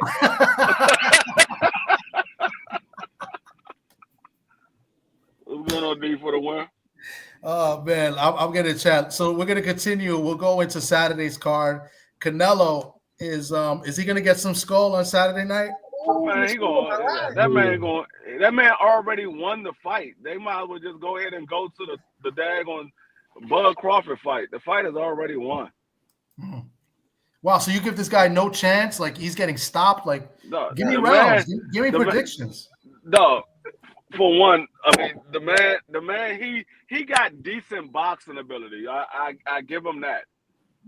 But he reminds me of Tim Bradley. He reminds me of 168-pound Tim Bradley. He's Really? all muscle with no power. I think he got 29 wins with 8 knockouts. Yeah, the man has no power whatsoever. I don't think he has nothing that's gonna make Canelo say, you know what, I can't walk forward. I mean, even when Canelo was fighting Bivol had some steam on his shots, so Canelo couldn't just walk forward into Bivol. But this guy don't have no power. None whatsoever. To beat Canelo in this fight, you got to push him back, and we're not going to see none of that. No. Push him back, keep him against the ropes, and beat his ass. That's how you beat Canelo. Yeah. You're not fit to sit here and just move around the ring, fighting off the back foot. You using it ain't gonna. You're not fit to get no decision. So we saw Caleb Plant try to do that. It didn't work out well for him. And Caleb Plant is a much better boxer, in my personal opinion, than William Skoll is. William Skoll has the size, has the range, has the length. At the same time, like Free said, the power isn't there. The defense is subpar. He's gonna get clipped with shots. I actually think it's gonna be a body shot that stops him. I think he's gonna get stopped to the body, left hand to the body. But I just don't. And once again, I think William Skoll is a decent fighter. I think he's decent. I believe the Cuban school. You know what I'm saying? He comes from that pedigree. So I don't see him winning the fight. He's an Do you think? Underdog. Mm-hmm. Wouldn't it be great if he did win? No, nobody's saying nothing because I mean, it would be. I think it would be awesome if he won. I don't see it happening. No, I don't. I think we haven't seen Canelo get a knockout in a long time. I think we finally get to see one. You know, Do you think it's a good fight? Do you think it's a good fight to get him ready to fight a fighter like Terence Crawford, or is just Terence Crawford just cashing out? Well, I don't think this is going to help him prepare for Crawford. This is just a tune-up. It's just a warm-up. I don't think they're two different fighters. Let's call it for what it is. It's for him to get the belt back so he can be quote unquote two-time undisputed. Yes. Let's call it for what it is. And then he could defend undisputed against a guy that was undisputed. Oh, you mean like David Benavidez? No, he ain't gonna fight David Benavidez. He's running from him. He's running from that one. He's running from that fight right there. He's running from that fight. Tommy D don't think so. Wait. Don't think what? You don't think he's running from man? You don't think he's running from Benavidez? Of course he was. He is. He was both. I mean, Benavidez moved on. He's sprinting. Hey, look. Yeah, absolutely. That's another reason why we probably got kicked off WBC TV because we were complaining on that. So we got kicked off at WBC because of we got at him because of Shaki Foster, got robbed against Conceição, and then we got kicked off because we kept bashing Canelo. Well, you kept bashing Canelo and bashing the WBC. Bashing Mauricio couldn't handle the heat. His father could handle the heat. Okay, his father used to call me at 1 o'clock in the morning. Pedro, I can't believe what you wrote in the column. He would call me at 1 o'clock in the morning. I can't. And I said, well, look, man. I said, you guys fucked up. I said, you fucked up. I was bitching about the Jeff Fennick and Zuma Nelson fight. They gave Zuma Nelson a belt like 40 years later. But that night, I mean, Jeff Fennick a belt 40 years later. But that night, man, Jeff Fennick beat Zuma Nelson's ass and didn't get the call. WBC bullshit. Yeah. Speaking of bullshit decisions, there was a judge that passed away, Tommy Kazmarek. Tommy Kaz, not a bad guy. Controversial. You got any stories with him? Not that I think I want to come in here. Well, that's what we want to hear. That's why you're here. No. Here's what. So I spanked him a couple times over decisions. I spanked him one time on television. He was sitting right next to me. In other words, he was a judge, and I was sitting there at TV doing TV in Atlantic City. We were ripping him up and saying he happened to be sitting right next to me. I didn't know it. Wow. What fight was this? Oh, I can't remember which one it was. Oh, man. Kazmarek, he was their go-to guy. He was like Tim Cheatham to an extent. Yeah. In Vegas. Yeah, you never knew which way he was going, but you always went the house way. Yeah. He always go the house way. Yeah. Hey, look, them Manila folders, they hit a little differently when they get past that. I'm just saying. Yeah, he's right about those Manila folders, bro. He's right about that. So I guess moving on. So I think we're all in agreement. Canelo's going to win, and he'll probably get a stoppage. Anybody seeing this go 12? I got to go in 12. I don't think he gets the stoppage. Okay. I think if he does, it's a body shot. But I will say I think that William Skoll is crafty enough to make it through the fight. I think he is crafty enough to do that. Are you saying he's crafty enough to stink the joint out? Yes, that's Yeah. exactly what I'm saying. Oh, That's exactly what I'm saying. oh God. Hey, it couldn't happen to a nicer guy than that Sheik guy. Hey, is it just me? Is it just me? I mean, the dude wears a dress. I understand it, Oh but I my never seen God. him. Oh, I never shit. seen him with no girls. Jesus Christ. The Sheik dude. I mean, come on, man. If you're the Sheik, you should have the finest bitches in the world. I never seen him with no girls. Well, that's their tradition. You ain't gonna see over there. You don't see it happening the way that it might happen over here. So, Hey, when was Especially the on last the time Saudi Canelo had a stoppage? Caleb Plant. I think Yeah, Caleb that Plant. was Caleb Plant. That was what, 5 years ago? Yeah. When's the last Something time? like that. 4 years ago, something like When's the that. last time he fought a number one contender? That was it. Well, but he's dropped. I think he's had a knockdown in like every fight. He just like he's got warning track power now at this point in his career because he Yeah. dropped Munguia, he dropped Charlo, he dropped Berlanga, but he hasn't been able to To beat capitalize. Mariano Rivera and just close it out. And he Well, the hurt Munguia fight, he laid off Munguia. Yeah, he laid off because he hurt I wanna McGill bring that bad. up. I got He one hurt question McGill for the bad. panel. Has anybody ever heard of a guy beating a guy and buying him a $150,000 car afterwards? What kind of shit is that? I've never That's heard what of he did with this. Munguia. I've never heard of this stuff. Yeah, he did. Well, he bought Munguia for a car, right? $150,000 car. I didn't say it didn't happen. I'm just saying I ain't never heard of it.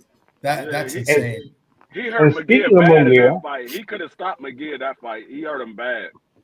And- But and then it's again, great- did Mugia even try? But hey, I think even Munguia tried. a great segue, Munguia and the rematch, right? He's fighting the Italian guy, right?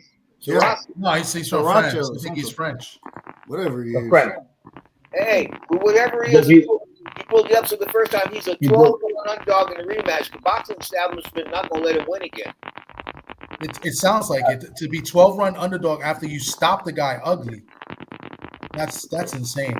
I know McGill better not coming in trying to just walk him down because that's how he got stopped. He kept getting hit with that right hand. Yeah, the right hand couldn't miss him. But the Yeah. craziest thing is this man got like 5 KOs, 6 Yeah. KOs in his entire career. Yeah, he got 5 KOs now. What are we doing? The McGill was his 5th KO. He had 4 Yeah. going into that. That's crazy. You know what, you guys? I fought Juan Rodriguez, and I beat him up in the gym so bad I should have been arrested for beating him up. I'm telling you, right? And then- Who was this? Juan Rodriguez. And then so they said to me, we need a fight, blah blah blah. We're gonna do it with Juan. I said, we'll do it. I said, want me to beat up Juan again, blah blah blah. So he beat my ass. You know what I'm trying to say? Sometimes you just never. Sometimes shit like the Buster Douglas shit. Sometimes shit just goes the other way. Yeah, I guess. You know. But Pedro, I'm glad you brought this up because I didn't know this. 12-1 underdog in a rematch. He's underdog 12-1 in a fight that he won by knockout. I read the odds last week to you on the air. That's insane. I've never heard of anything like that. That because they know daggone well that was a fluke. Yeah, that's what they're telling you. That it was a fluke.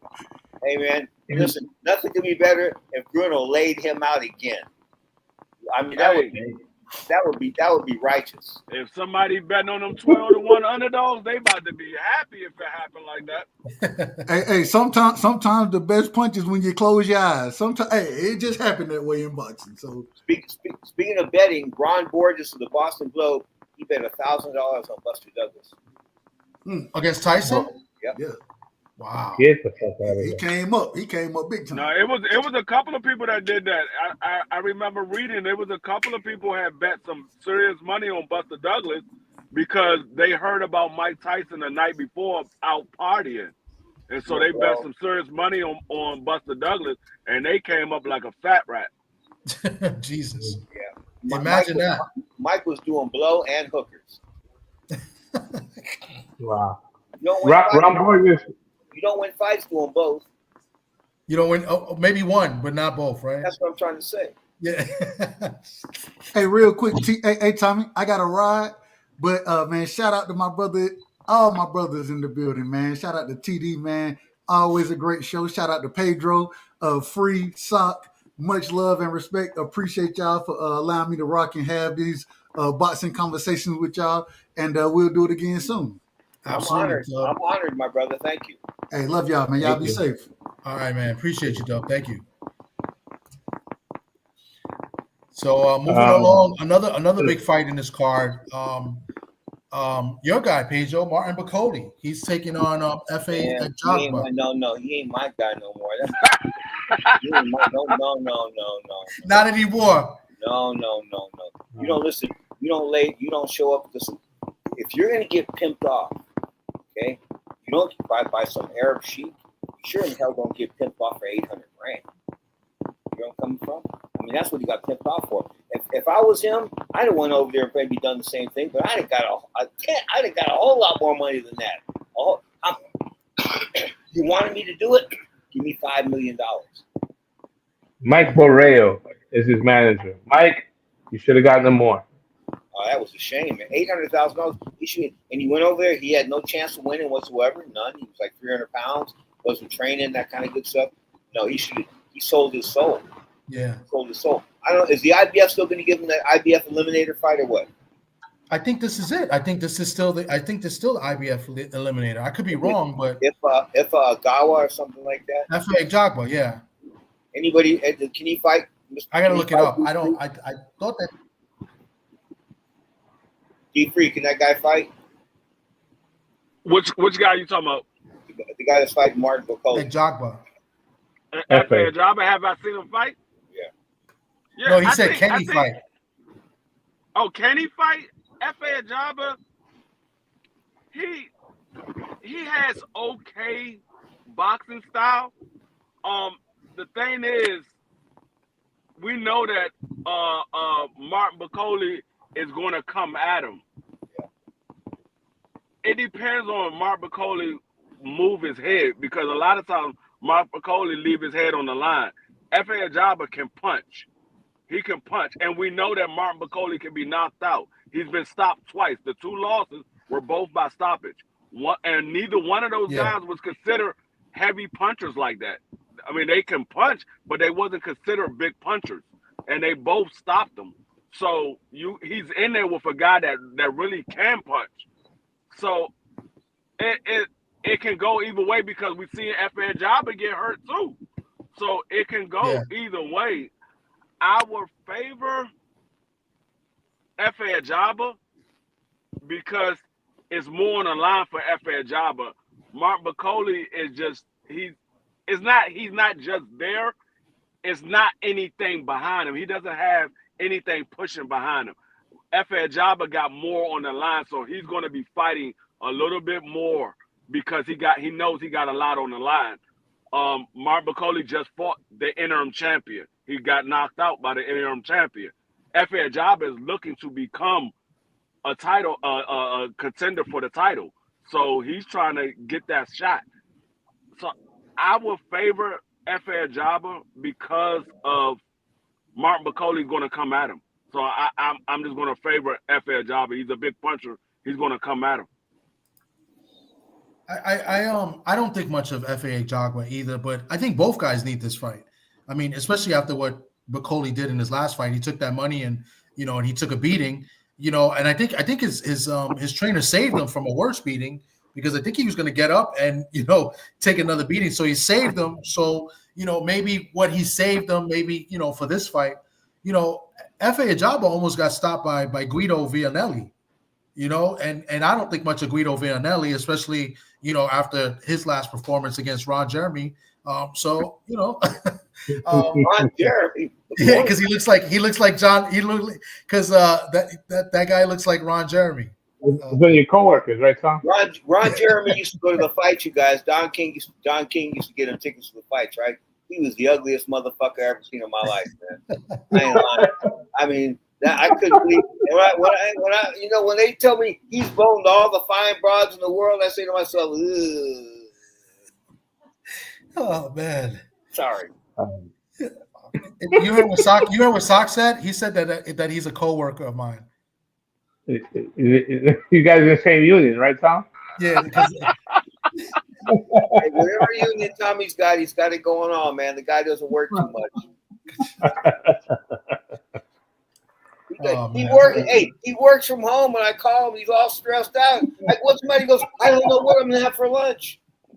Yes, Guido did Wow. get TKO by Johnny Rice. That is true. But and that's the same Guido that almost stopped F.A. Ajaba. But I don't we'll see what happens. It's two guys. I think it's the fight is going to be entertaining. I think they went at it in a press conference today. I didn't watch the press conference. I'm going to watch it maybe after this. But they kind of went after each other. I didn't know that they didn't like each other. So be interested to see it. I think it's going to be entertainment. I think it's a good fight to be on a card where Canelo's meant to win, so it's good to have a good undercard. The Munguia fight against Bruno, I think that's a good fight too. With Munguia, obviously has to redeem himself. So the return of Badu Jack, he hasn't fought in like 2 years, 3 years. Dog, give it up. Give it up.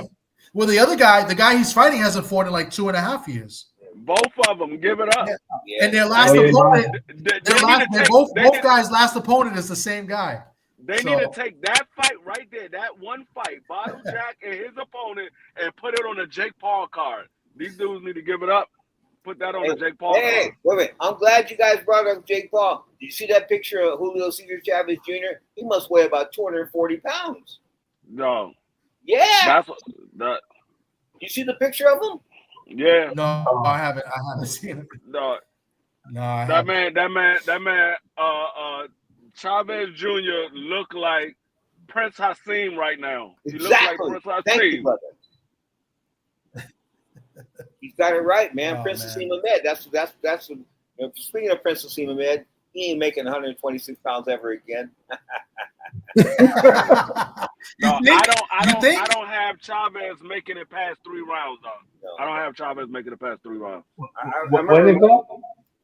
when Hamed got lit up by Barrera, we were at the weigh-in. I was at the weigh-in with Mills Lane and Tony Holden. Mills Lane was my broadcast partner for a lot of fights. We did something called Let's Get It on TV. So anyway, Mills said to me, "That don't even look like him." He's looking at Hamed. And I'm saying, "What do you mean, Mills?" He goes, "He shrunk." I said, "What do you mean he shrunk?" He goes, "He must have been 170 pounds when he was with me on tour." I said, "Why do you say that?" He goes, "He's dropped 40 pounds from when he was." Turns out Hamed was walking around 165. He had to come down to 126. Wow. Not that it would have done him any good against Barrera. Bottom line is, Hamed was a fat guy before he got fat. How do you get that fat and not even? How do you get that fat and not even eat pork? How do you get that fat and get laid? Holy shit! No, I mean, I'm just be honest, man. I mean, when's the last? I mean, how do you even see your appendage down there without a mirror? Oh. Tommy D. I said What the is word happening? I don't know. I don't know I- what's happening right now. Tommy D. I said the word appendage. I didn't say anything gross. Okay. Was that one of Emmanuel Stewart's worst losses? Pedro. Emmanuel Stewart's worst loss was when Jimmy Paul got whooped up by Greg Howland. He bet $625,000 on Jimmy Paul. Wow. Mm. You Wow. know, Rest in peace. Emmanuel's only hang up was gambling. He liked to gamble. Really? Right. Okay. I didn't know that. I never knew that about Emmanuel. He was my godfather, man. I stayed in his house. He treated me. And when he tweeted me, this is why I don't like Twitter. He tweeted me 3 days before he died, and he said, "I'm not gonna make it." No way. Wow. Yeah, and he don't tweet, and I don't do tweets. So then Nick Charles, the guy that used to be the Showtime boxing announcer, when he died, he tweeted me 3 days before too. Said, "Pedro, that was a good fight last night. Hopefully I can see another one." You know what I mean? So I don't do Twitter because I'm spooked on that. I'm sorry, man. Wow. Well, you know what that means, Thomas? That means you better not ever tweet Pedro. You better not ever tweet him. No. I won't be doing that. Right. I do want to mention one thing though, because I'm a big fan of his. Larry Merchant is rocking and rolling and doing well. He's getting his kid his tooth pulled out in a couple weeks. So I'm going to go down and see him next week. He's 94 years old. He took me to lunch last time with Steve Kim and a couple other reporters and guys like that. And then afterwards, I'm ready to go back to the car and smoke some weed. Okay, I am. I mean, I'm chill with Larry. I said, "Larry, we're good." Had this long lunch and this and that. He takes me for a 1 hour walk. I don't want to walk around Santa Monica for an hour. I'm tired. Okay? Wow. But this 94-year-old man is walking me into the ground. And then he stops, and every couple of blocks he stops and does bench push-ups. Larry Merchant. Yeah, 94. But I miss HBO. Yeah, that was boxing, guys. Maybe that was it. Maybe I talk about not being a boxing media this and that, no media this and that. But I think it was when HBO left boxing. I think that's when boxing sort of went in the tank. Well, you get a little taste tomorrow night with one of your favorite people, your favorite broadcasters, Jim Lampley, will be on tomorrow night. Well, you know what's funny about Jim Lampley is I'm glad you brought him up. Because when I was with lunch with Larry Merchant a couple of weeks ago, Gary Gittleson, who was Junior Jones's manager, said to me, he goes, I remember that night you almost bitch slapped Jim Lampley. I said, oh yeah. I said, he goes, yeah. He goes, I said, Pedro, tell Larry the way it went down. I said, okay. Jim Lampley's ex-wife was a TV news lady in Los Angeles. Okay, she was on the evening, like 11 o'clock news. But she had hands like a crab, you guys. Her hands were all deformed. They looked like crab hands. I swear to God, like crabs. I swear to God, like lobster hands. Okay. So anyway, so she had some kids, and the kids had lobster hands too, which is fucked up, I think. Okay. Anyway, but the bottom line is, there was some big brother standing at the door there at the press conference, the post-fight Tyson. What the fight was. Anyway, but Jim Lampley's there, and Jim Lampley's wife starts grabbing this big black dude's cock. No. Yeah, she's rubbing on his cock back and forth like that. And I mean, I'm looking at it, I'm going, whoa, this ain't gonna go. This ain't gonna go. Nothing can come good of this. Maybe dude gets a hard on, maybe not. But anyway, but the bottom line is, so Jim Lampley jumps up and runs across the room and grabs her and puts her in a chokehold. He slaps her in the choke. He puts his hands around her throat and he's choking her. She's turning blue. So I slapped, me being a former policeman, I slapped the police chokehold on his ass. He didn't want to let go. I said, motherfucker, you letting go yet? You letting go? You letting go? You letting go? And finally, he was ready to pass out and he let go. And I pushed his ass down on the ground. Wow. Fuck Jim. I don't think you ever told me the beginning of that story. You always told me the end. You never told me what she did. Not that she deserved to get choked. No. But you never told me that. You never told me that. The bitch was turning blue. Yeah, no, I understand that. You told that story a few times, I remember, but you never told me the beginning part of that story. Oh, yes. Well, that's how it started off. She'd use that lobster hand to rub on this big black dude's dick. And, the dude had a big dick. I mean, he just, it was weird. It was a whole weird situation there, man. So a big lobster hand into a blue crab. Chokehold on your ass. Nobody believes it at first. Nobody believes the chokehold at first. Nobody believes it. And then you start to lose consciousness a little bit. Then you start to realize the shit's real. But when he was losing strength in his arms, that's when he finally gave up.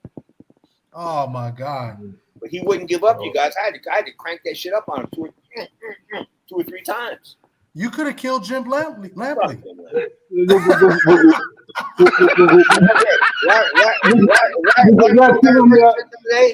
Larry, at lunch, Larry said, he goes, and if Jim did that, he had it coming. Sock, what was you going to ask? What was you going to say? I was going to say the irony that a broad with lobster hands turned into a blue crab because the big turned blue. Those hands were ugly, man. Hey, those hands, let me tell you like this. There's no way in the world you could sleep with that girl looking at them hands. Imagine, listen, I'm telling you like this, you sitting there in the car, I'm talking to you especially. Imagine this when you got hands that look like lobster hands. I swear to God, they're like little claws, like little lobster claws. Now, you don't want that bitch. What, you going to give you a hand job with them claws? Jesus. I'm passing. These crackers are crazy. No offense, Tom. These crackers are bugged out. Some guys. Yo, Sock, that was really witty. That was very witty of you, Dick. No offense, Tom. Good one, Sock. The hangout spot was good, bro. Salute, bro. Oh man, Jim Lampley's a Tar Heel. Nice one. Jim Lampley. Wow. Jim Lampley's a good announcer. He's a Tar Heel. Yeah. Larry Merchant didn't like him. Nobody liked him. You Okay? told us that. I Yeah. remember. Yeah. When Larry and him saw each other a couple months ago at that fight card in L.A., I think it was a Crawford fight, something like that. Anyway, they sort of like made contact and stuff, but they ain't close. They were never close. Just like me and Bernstein. I hated that motherfucker. I worked with him. I hated him. Mills Lane didn't like him either. Neither of us liked Al. Wow. Punk ass Al. Let me ask you a question. After that incident with Lampley, right, where you almost, popped his head off, did you ever see Lampley again after that? Yeah, many times. He never said a word. Never. Oh, so y'all never spoke after that ever? No, he never said a word. Okay. I said, Oh, hi, yeah. how are you? He was there. Wow. Listen. I think I would bring a lobster if I wanted to really piss him off. I would just bring a lobster. Oh, And just hey, remember this? Wow. You got it, man. I mean, come on, guys. She had lobster. You want me to get a picture of them hands? Them hands were nasty. Nah, I don't think I want to see that. No. So you got to sleep with that? But he's not with her anymore, right? He's not with her. He's No, not with her. They got divorced, and then Jim Lampley beat up some girlfriend, and then she came out in the newspaper and she defended him. Said he was never violent with me, so I called the LA Times to straighten them motherfuckers out on that. You know what's funny about all of that is that he had the audacity to make this big thing on HBO about Floyd Mayweather and his domestic problems, and then Lampley, he had domestic problems of his own. Yep. Hypocrite, total hypocrite. Yep. No, here's what's up. He was the punk. He was the motherfucking punk of the team. He just was. He was. I don't care what you say. He may have been the guy that was throwing the ball around like the quarterback, throwing the passes to Larry and Emmanuel and those guys, right? But I think it could have worked without him. It could have worked without Lampley. This could have. Lampley was nothing but a big egotistical freak, and he came up second with me. Barry Tompkins was good, and he was still doing stuff on Showtime. Barry's a good guy. Barry and I got together when I was in elementary school. He was at KPIX doing Channel 5 sports. He was the first sports guy in San Francisco television history. Barry Tompkins. Really? He goes that far? Wow. And then here's what's up. Barry got fired from HBO for Jim Lampley, right? Barry fucked himself on the job. This is what he told me. He said that Seth Abraham came to San Francisco and they were having a couple of drinks. Seth said to him, when you're doing the Wimbledon tennis, Jim Lampley is going to take over boxing. And Tompkins says, drunk as a skunk. He said to Seth, well, fuck it. Why don't you let him take over all the fights? Bang. He's fired. Wow. That's right. I remember back in the day, HBO used to do Wimbledon. That's right. That's how Lampley got the gig. And he does. Listen, Jim does a good job. I mean, he does a good job of what he does. Okay. I bitched him. You bitch slapped him. When I pushed him down on the ground, I pushed him. I grabbed him, had the chokehold on him. He was ready to go unconscious, and I threw him down on the ground. Threw his ass down like a piece of shit. Just threw him on, motherfucker. Okay, he didn't say shit. Everybody was around him. Everybody was like freaking out. And nobody said it. Nobody said anything. You said that they didn't. Said a word. Nobody said anything after that. Nobody said. And it was quiet for about a minute, and then shit started. People started making noise. Have you ever? I've asked you this before, but I'm asking you again. Have you ever thought of writing a book? Why? I would snitch off people I really don't want to snitch off. If I had to tell the truth, I would have to. If I had to tell the truth, I'd be fighting. To tell the truth would mean me violating trust. People brought me into their like Don King. Okay, there's things I can write about Don, but I'm not going to do it because he trusted me enough to bring him into his clique, to bring me into that clique. I'm not going to shit on him. I'm not going to do that. And writing a book, I think would shit on a lot of people. Yeah. Okay, that's fair. Besides, I'd have to tell. Besides, they'd ask me how Tommy D makes his money. I tell them he makes it on the internet. Now Sokka's laughing, but D Free ain't laughing there. No, D Free, you don't know because I asked Tommy D if he was on YouPorn or not. One time, he denied it. Unbelievable. I got one more question since we're talking about beating up, co-workers, right? Because that was a co-worker sort of. Have you ever had to put hands on anybody else in boxing? Not in the fights, but like, another Floyd Mayweather Sr. came close. who? Floyd Mayweather Sr. came close. That would have been a great story because he thinks he could whip everybody. Well, no, I told him, I said, man, sit your fucking faggot ass down. I ain't playing. No, you Pull that ghetto nigga shit on other guys. I said, I ain't that good. Same thing I did. Same thing I told Teddy Atlas when the 2000 was that, who was on that 2000 Olympic team? The guy from Cincinnati, the 140 pound, I can't remember his name. Anyway, Ricardo Williams. who? Ricardo Williams. Ricardo Williams, exactly. Whatever team that was on. Anyway, they had the graduation party per se for the at MSG. Teddy Atlas was there. Teddy said something like that, and Teddy looked at me like, I said, motherfucker, what you gonna do about it? I got up and backed his ass off, man. Fuck him. I told him it's like this. Listen, you pull that shit on the East Coast guys. I said, I ain't your East Coast punk. Wow. Guess what? Teddy didn't say a motherfucking word.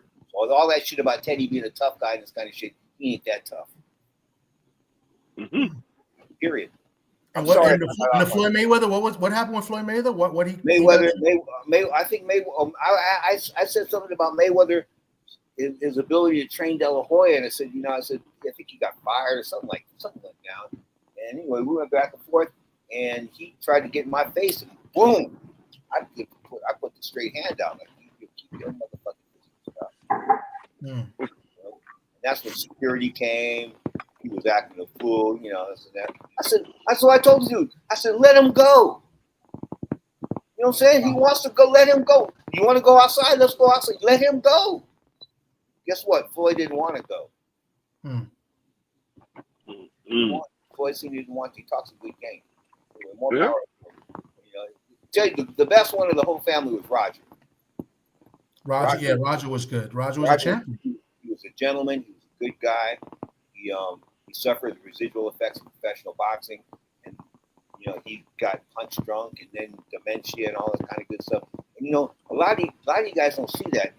Like Diego Corrales, he was another guy. I mean, I was with him when he beat Acelino Freitas, and Asak was at that fight up there in 2004 at Foxwoods. And then 2 fights later, he's a retard. He's retarded because of the fact that the Steele fight beat him into retardation.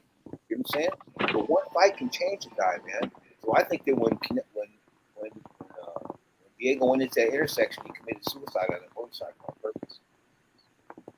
Jeff Mayweather's a nice guy. I like Jeff. Jeff's a good guy, but Roger had the ability. Roger had the moxie. Roger was the original.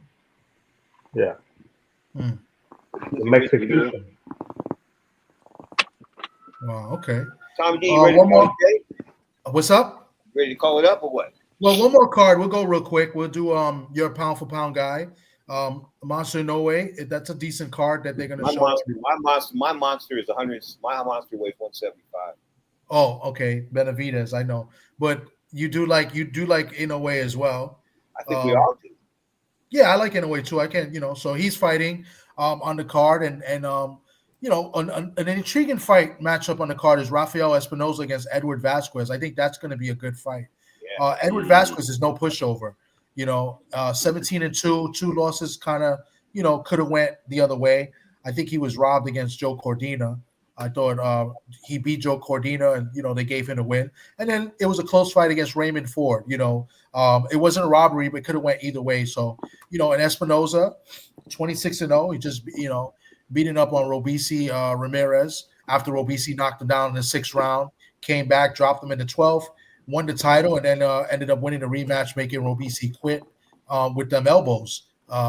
So what do you think about those 2 fights? I mean, I like Vasquez for the upset in this fight. I don't know about that. That dude, Espinoza, what, 6 foot tall, fighting at 126 pounds? I don't know. I mean, something's got to give. Yeah. Huh? if you fighting the 6 foot 126, someone's got to give, and guess what? It probably ain't gonna be the other guy. Yeah, I find him.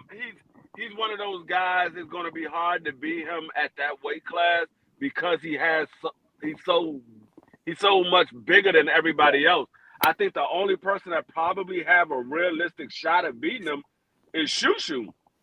I think Shushu has a realistic shot. It's just a matter of how Shushu gonna come in there. But this guy that he's facing Sunday, I think Espinoza is probably going to end up stopping him, probably in the later rounds, somewhere around probably round 9, round 10. I think he's going to end up stopping him.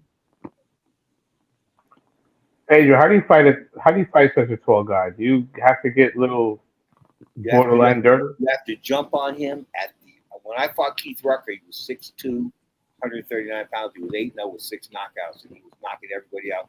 In fact, Don Chargan and Top Rank and all these motherfuckers sent people to watch him. In fact, my team came in the room and said, there's all kinds of promoters out here. I said, yeah, and they're here to see Keith.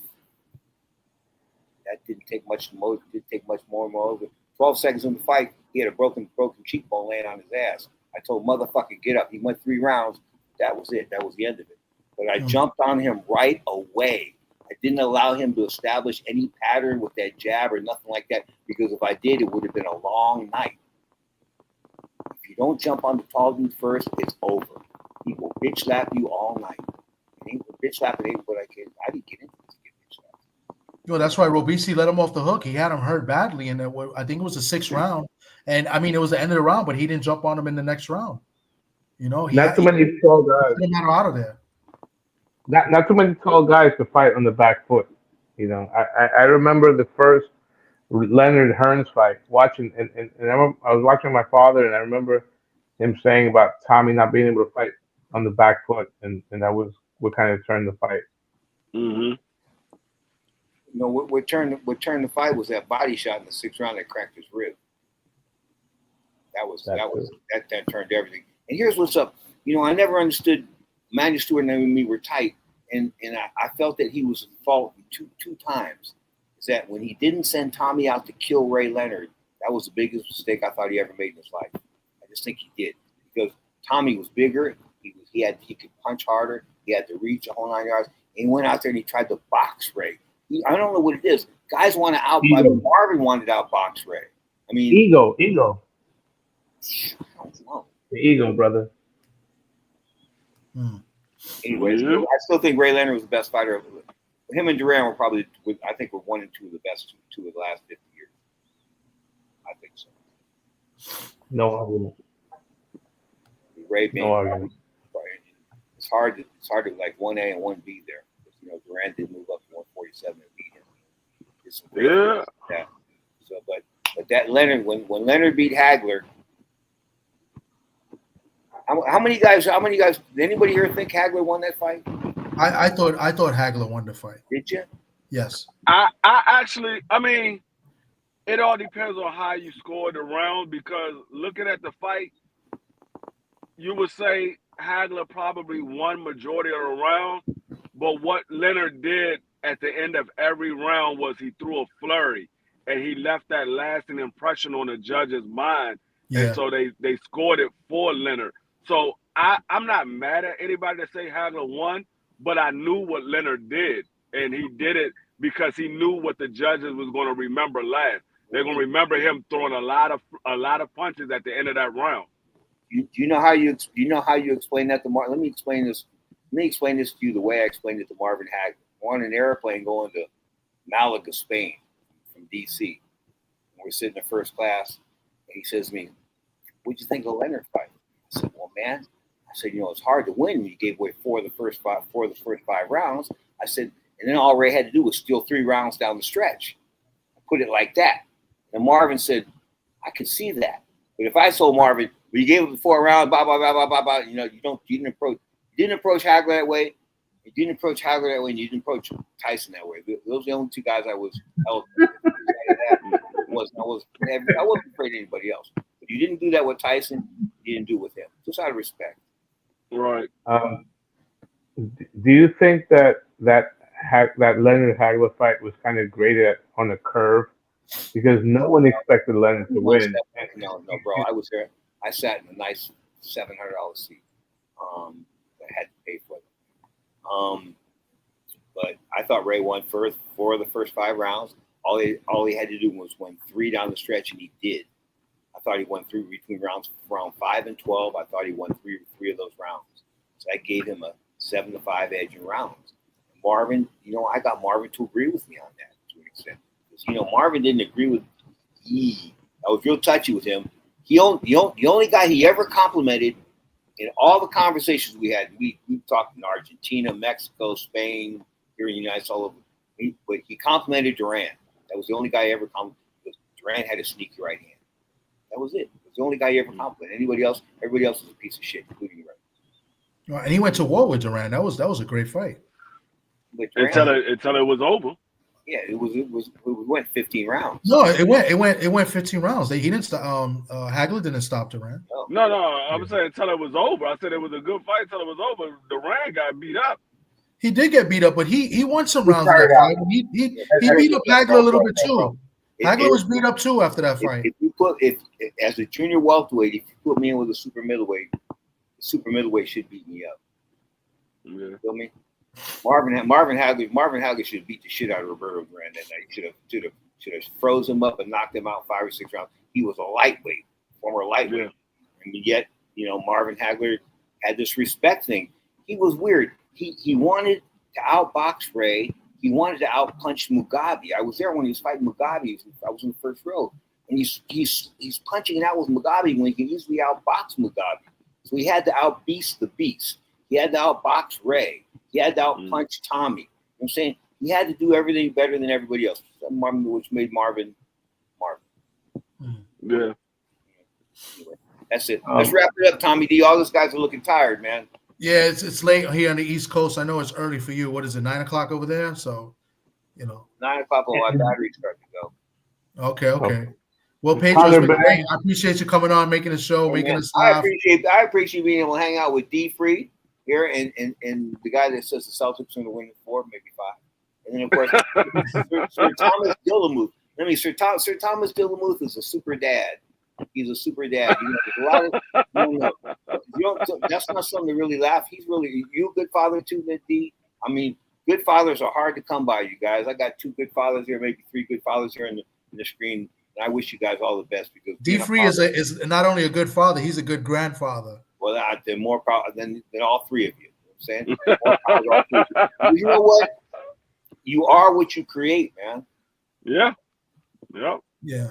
You are what you create. Anyway, D, my pleasure meeting you, my brother. I hope we can talk again real soon. Most definitely. And my boy Devin Haney in the middle there. Devin.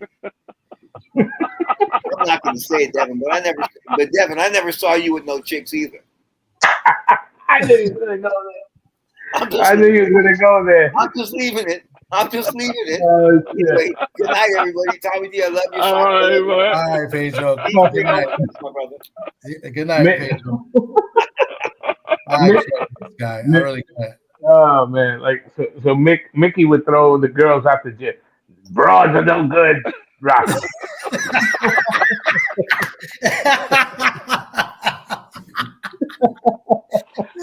Pedro, you out of here, man.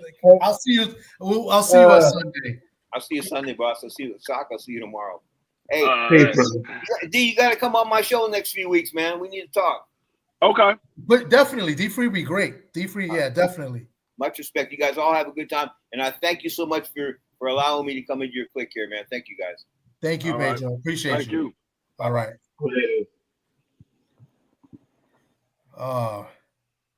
The great Pedro Fernandez, Shower. She says, "I can't believe Sock is a Haney hater."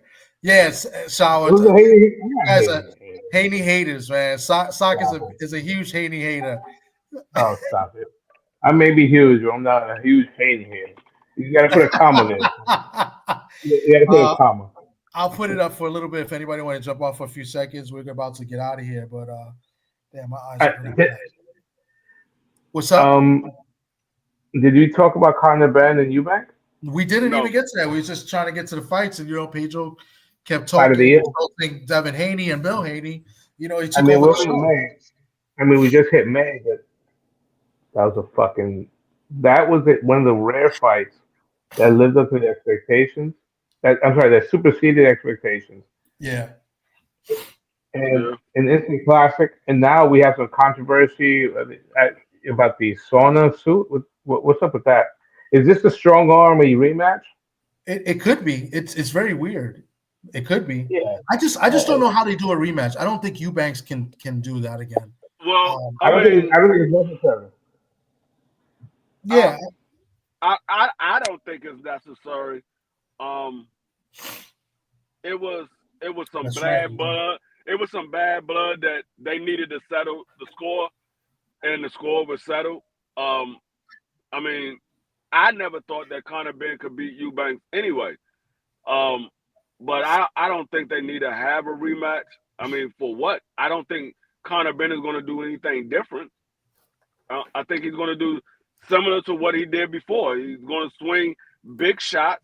Eubanks is a much better boxer than he is. He couldn't land a big shot because Eubanks always saw him coming. He landed a couple of shots, but He when watched he him. was when he was swinging for the fences, Eubanks saw them coming. Every time he swing hard, Eubanks will always move out of the way. So I mean, he caught him when he was on the inside. He caught him with a nice clean shot on the inside, but when he was swinging a big shot, he couldn't land him. And I thought Eubanks was going to end up stopping him in the last round. He had Conor Ben on the ropes, literally, and it just he didn't have no more legs under him, so he didn't have no steam behind the punches. It's one of those rare occasions that a loss doesn't necessarily mean a loss. Conor Ben looked better than he ever did. Um, he, you think about it, he's a guy that went up two weight classes. You know, Eubank had fought as a 68, and probably that clause, you know, he probably was a little depleted in strength. But you figure he's supposed to do better against a guy that's 147. My salute to Conor Ben. It was an instant classic. Uh, it was really entertaining. Salute to the Brits. You know, they put on a show like no other. I mean, it was really entertaining. I think that to me, I had it a draw. I can see, you know, if you bank, I can't argue with you. 8-4, right? It was 8-4 across the board. I thought that was a little too much. I don't think anyone won 8 rounds. Tom? Yeah, I thought the fight was close. I thought a draw would have been fair. I think it could have been draw. I had Conor Ben up 7-5. I'm Yeah. gonna have to rewatch the fight because and D Free is gonna go next. He's probably gonna say it again. D Free had it 9-3, I think, or he might have had it 8-4 for Eubanks, and I just didn't see that. I mean, I thought that Conor made the fight the first 3 rounds at the very least, you know, and the judges gave Eubanks 2 of the first 3 rounds when I saw the judges' scorecards. Rich Mancuso shared it, and that was the first time I saw the scorecards. I was shocked because I gave Conor the first 3 rounds. You know, the fourth round was very close. I could see Eubanks winning the fourth, fifth, sixth, maybe the seventh, but there was a round in there that Ben hurt Eubanks, made him buckle. He definitely won that round. I want to say that was the eighth. You know, so it was back and forth. I think Conor wasn't as disciplined. I think he went in there trying to, you know, throw haymakers, especially those early rounds. You know, didn't really make adjustments. He was just, you know, and he lost his legs too. So as much as Eubanks lost his legs, so did Conor because Conor was guns a blazing. You know, the first 4 or 5 rounds of the fight, which he was tired. You know, and he had to kind of conserve his energy for the later rounds. And it didn't do him no justice because the championship rounds, even though there was no title, the 11th and 12th round, Eubanks won easy. So I Yeah. mean, those were easy rounds to score. You know, but So I thought 6-6 would be fair. I gotta watch the fight again. A lot of people said the scores were valid. You know, 8-4. D Free, you go ahead. You said 9-3. Yeah, I had a 9-3 because I was judging not so much off of punches landed, but who controlled the round, who had the better defense. Yep. That's what I judged it off of because a lot of those rounds, if you go look at it, they landed somewhat the same amount of punches, or they threw around the same amount of punches. I think Eubanks had the cleaner shots because he kept snapping Conor Ben head back with the jab, and I like I said, I judged the rounds more so off of the defense and the ring generalship and the effective aggression because Conor Ben had a lot of aggression. It just wasn't effective. It wasn't effective at all because he, like I said, he would swing a big shot and Eubanks saw him coming and he will always move out of the way. So that's why I had it 9-3. I can't remember. I don't have my scorecard here with me. I can't remember what round, but I do remember I gave Chris Eubanks. I gave Conor Ben the first round. The second and third, I know I gave that to Chris Eubanks because that's when Eubanks started using his jab more. He started using his jab more in the second and third round because he knew Conor Ben was coming in throwing big punches. But the question that I have is, who you think had the advantage? Did you think Chris Eubanks had the advantage being a bigger guy, but he had to come down in weight, or do you think Conor Ben had the advantage being a smaller guy and it was easier for him to put the weight on? That's a good question. It's a good question, and I know Pedro left a little. Pedro left. Pedro definitely would say that Eubanks was had the advantage, and I would say that Conor Ben had the advantage. So I think Conor Ben moving up in weight had the advantage because Eubanks, had to kill himself to make weight, and then there was a rehydration clause as well. So, and we saw him kill himself to make the weight. Literally, he didn't make the weight officially. It was a 0.05 fifth of a pound. So I think Conor had the advantage. It's just that Conor fought, with anger, I guess you want to call it. He didn't really fight discipline. He went crazy. If he would have fought more disciplined, I think we might have gotten a different fight. And that's what I thought before the fight when I did my breakdown. I said, if Chris Eubanks can somehow get out of the earlier rounds, because Conor Ben is going to come in there with a lot of emotion and throwing big shots. If he can get out of the earlier rounds, I thought the second half would be more of his fight. If he can win a few of the earlier rounds and escape the earlier rounds without getting hurt badly or getting dropped, he could win the second half because I thought Conor Ben was going to be more spent in the second half. Now, both of them were spent, but Chris Eubanks was more under control in the second half than Conor Ben was. Definitely. Let me read this real quick because before Sa goes. So Shower says, Eubank for me. The bigger man still had the length and still had some sting to me. And that's what Pedro would agree with you 1,000% because that's what Pedro was telling us, Sock. And before you go. And then Pedro also said that Conor should have just negotiated a 10-round fight rather than a 12-round fight, because of that. So Pedro left, he would definitely agree with you, but with both of you. I still think Conor had the advantage, but go ahead, Sock. Well, I think a 10-round fight would have been to Conor's advantage because Conor set the pace. Yeah. He was the aggressor in the first few rounds. I think that Eubank was at the disadvantage, and I think in a rematch, if they do it under the same circumstances, the same rules, he's 35. That's there's 7 years. It's difference. That is a huge difference. I think that's why I think there's no need for a rematch. Now, you're probably gonna. The argument is, they're not. You make the most money in an immediate rematch. Not necessarily, because not all money you take. I think Eubank with that win, okay, he won the rivalry, and he could sit back. He could fight the winner of Canelo and Skull. No, Crawford. No. Oh, Crawford.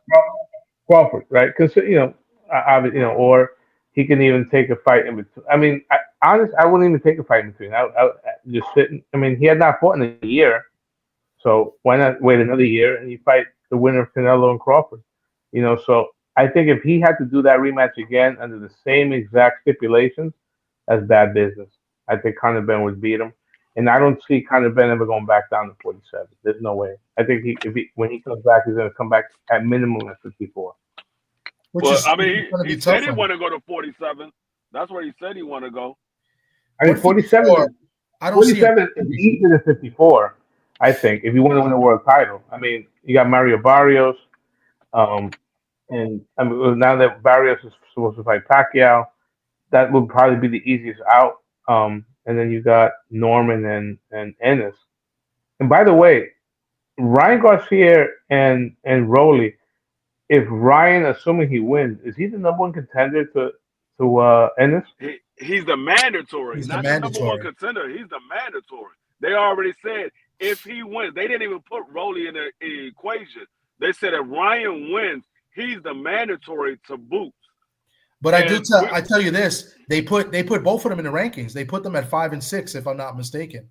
I think they Yeah. literally one of the sanction bodies put Ryan and Rolly at 5 and 6 in the rankings as of But sometime this week.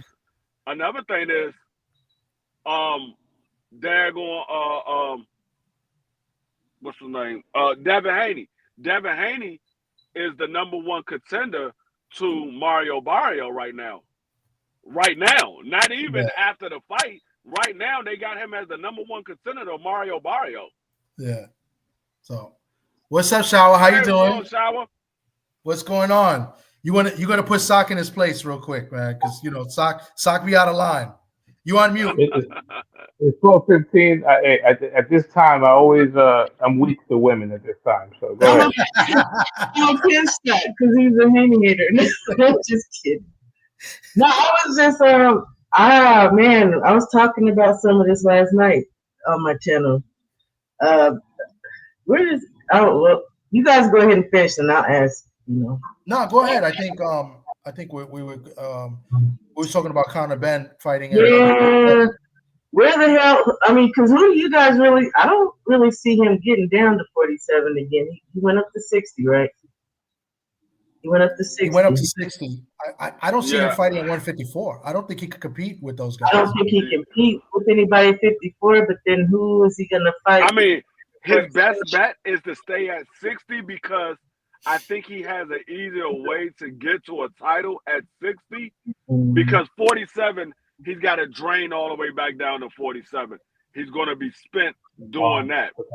At 54, it's much more dangerous for him, but at 60, it's really nobody there. It really ain't nobody there. You got Jennebeck and who's the other guy that's the champion? I can't even remember. I know one of them. Adames. Yeah, Adames. Laura. And Laura. Yeah. And you got Laura and Jennebeck, and then you got a vacant title at 60. So he has an easy shot at 60. You can either fight Jennebeck or you can go for the vacant, or you could take your chances with Laura. Now Laura's been punching as of late, but he's still 41 years old. There's other guys who can fight there. And Conor Benn did not look chubby. He didn't look chubby. Like he looks solid at that weight.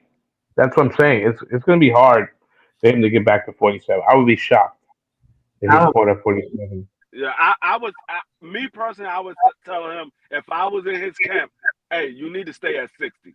You look good at 60. It's not a lot of competition. We got an easy route for you to get a title at 60, and you can make your name at 60. So now anybody that come up, any one of these guys that's at 54, a big name, they got to come see you at 60 instead of you going to see them.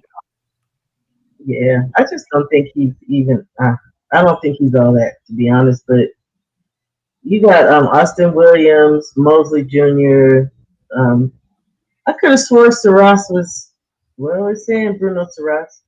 No, he's 168. Huh? He's fighting Berlanga, right? 168 because he fought Munguia 168. Oh, so he went up. He went up to fight. Yeah, McGear's at 68. Yeah, Oh, yeah, that's why I'm like, I didn't know Bruno. They have him at 60 here. Yeah. Okay, I didn't realize that. They still got him in the rankings, but he's at 68 because they still had Ryan at 35 and Ryan was at 40. Yeah. Okay. I mean, there's people there for him to fight. I mean, to be honest, I don't really think I don't think he's all that anyway. Again, I don't see him going down to 47. It would be interesting to see him fight Brian Norman Jr. or who else has came into all those guys fighting this weekend are going into 47, right? So Now Conor off the steroids, right? If he could make I the didn't weight, forget. I didn't forget that. If he can make I the would. weight comfortably, that would be a good fight. Brian Norman versus Conor Ben, it would be a good fight. I If he just can don't make know the how. weight. That's why I say if he can make Yeah, it comfortably, it will be a good fight. I just don't know how comfortable he can make the weight. yeah, I don't think he does. I mean, it'd be an interesting fight. I mean, but Brian Norman, he's already got a fight anyway. So in a Oh next yeah, I week, know. and Big money 160, fight. 160 is not as it's not like like 147 and 160 are two divisions that are not like it used to be. Right now No. it's pretty weak. They're But not- now after tomorrow, we get some new players at 147 because those guys are going to be officially 147-pound fighters. So Yeah, I Yeah, guess. you can add 4 more people to that 147-pound Yeah, division. that's what I was saying, but he's not gonna fight them either. He's food at 54, so yeah, I don't. I'm interested. I think they're going to go for the money and try to get that rematch. That's what I think is going to happen. I think they're going to force, unless Eubanks doesn't take it. But Eubanks, I mean, he just went to the hospital too after the fight. Yeah, but I think the rematch has to happen, but with Eubanks now has a little bit more leverage because he won to maybe not do the rehydration clause or whatever. Something has he has to have somewhat of an advantage, not just monetarily. Because originally, remember, the father didn't even want that fight because he thought the weight was going to be an issue. Yeah. But what would he do? 'Cause going back down to 160 is definitely not. So that's why I didn't want the rematch. I don't want to see him go through that again either. I don't really like those weight cuts like that.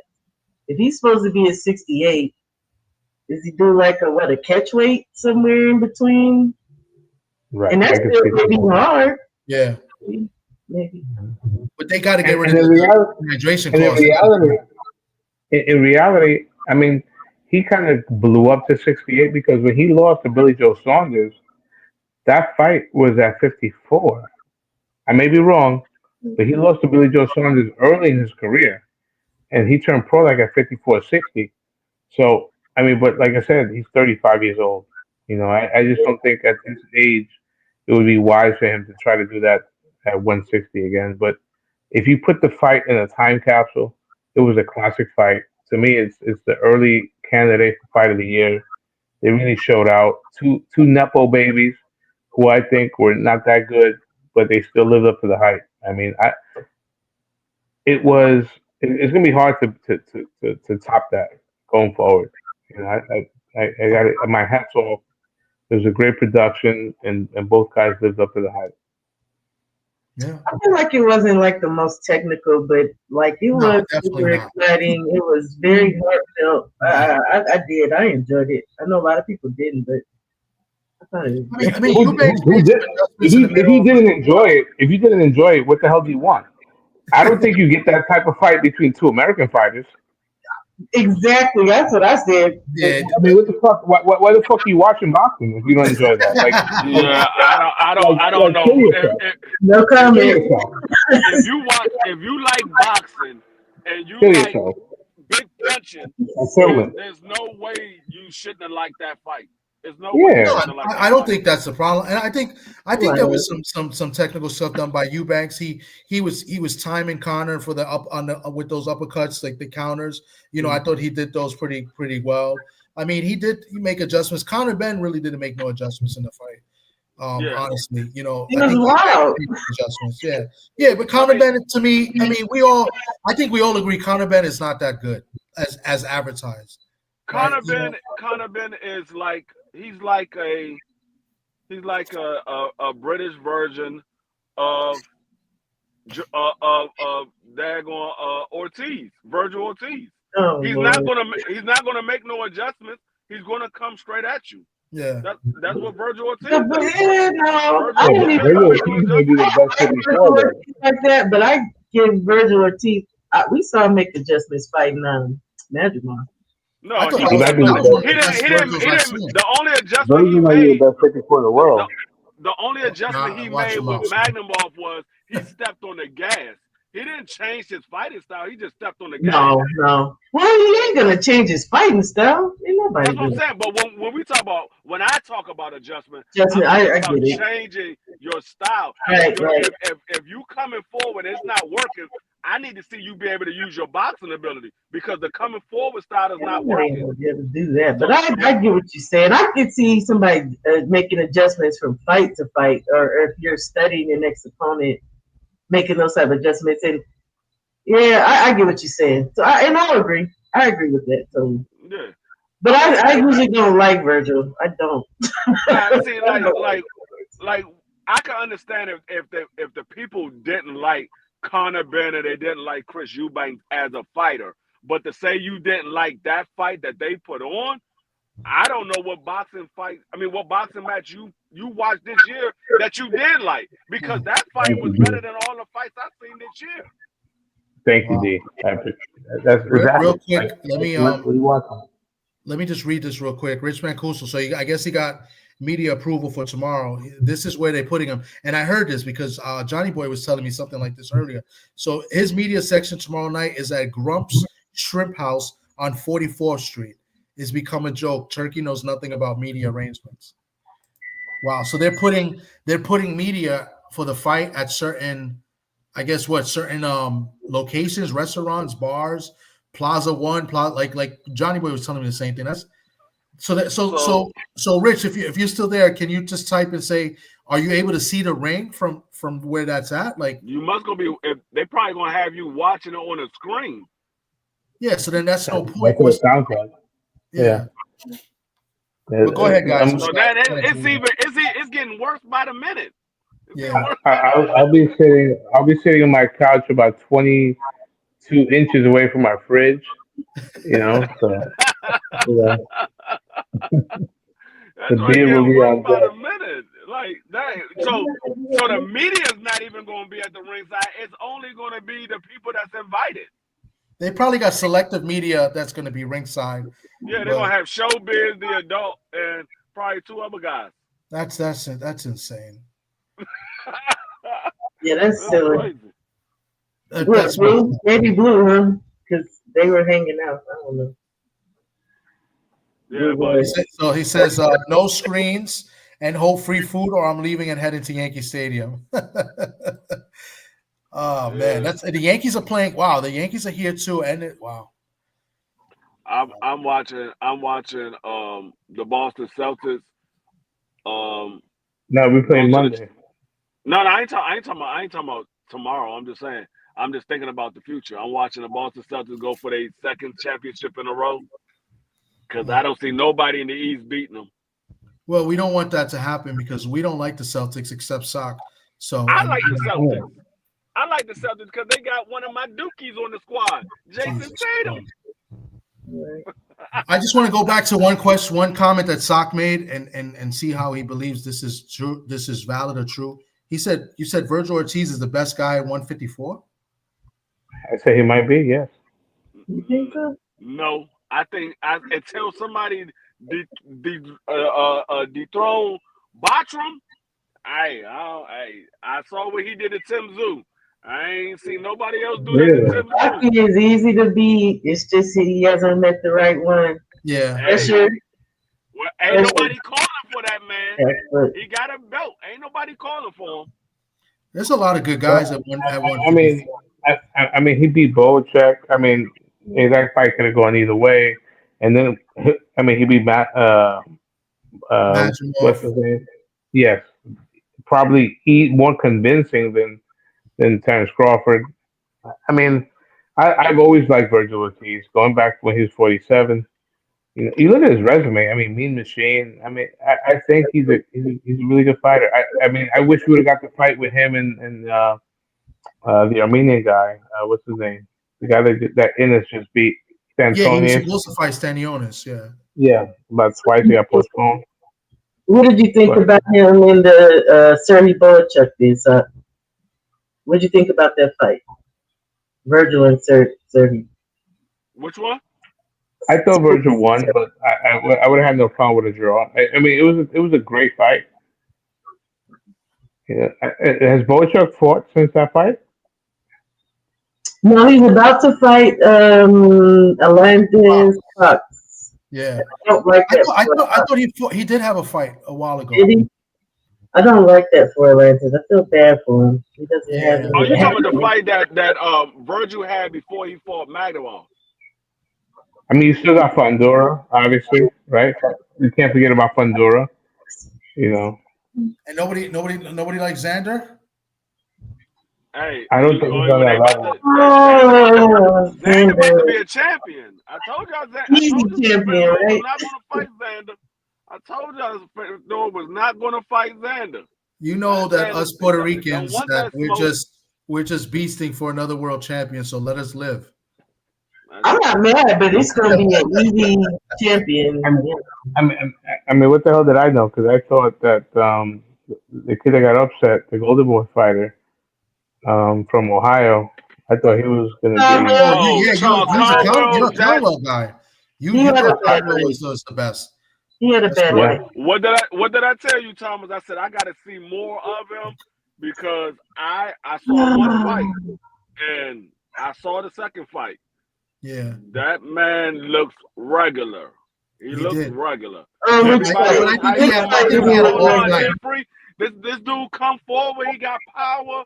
He likes to work the body. I saw none of that. On which fight?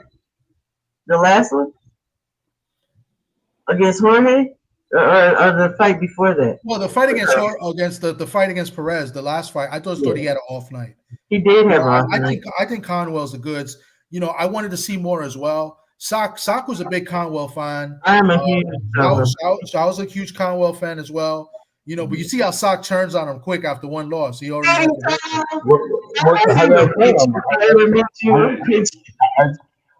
I mean, he was a considerable favorite. You know, A heavy favorite.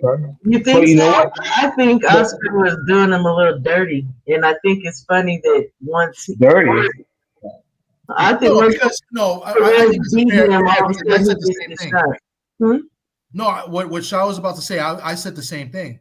We've seen guys have off nights, still get a decision or a draw, and and nobody ever talks about it. Like we talk about it, it's easily forgotten. It's But something else too. in this case, the house fighter didn't get the call, and in some cases, we've seen that where guys have off nights. Before that fight, I looked at the rankings. They dropped him the night before that fight. They dropped him. I agree with that. I agree with that. Guys have off nights. The problem with that is this is a guy who hasn't been getting the exposure. So you're supposed to be on the top of your game every time you get in that ring because you haven't been getting the exposure. So this was your opportunity for the world to see you, and you laid an egg. And now you go to the bottom of the barrel.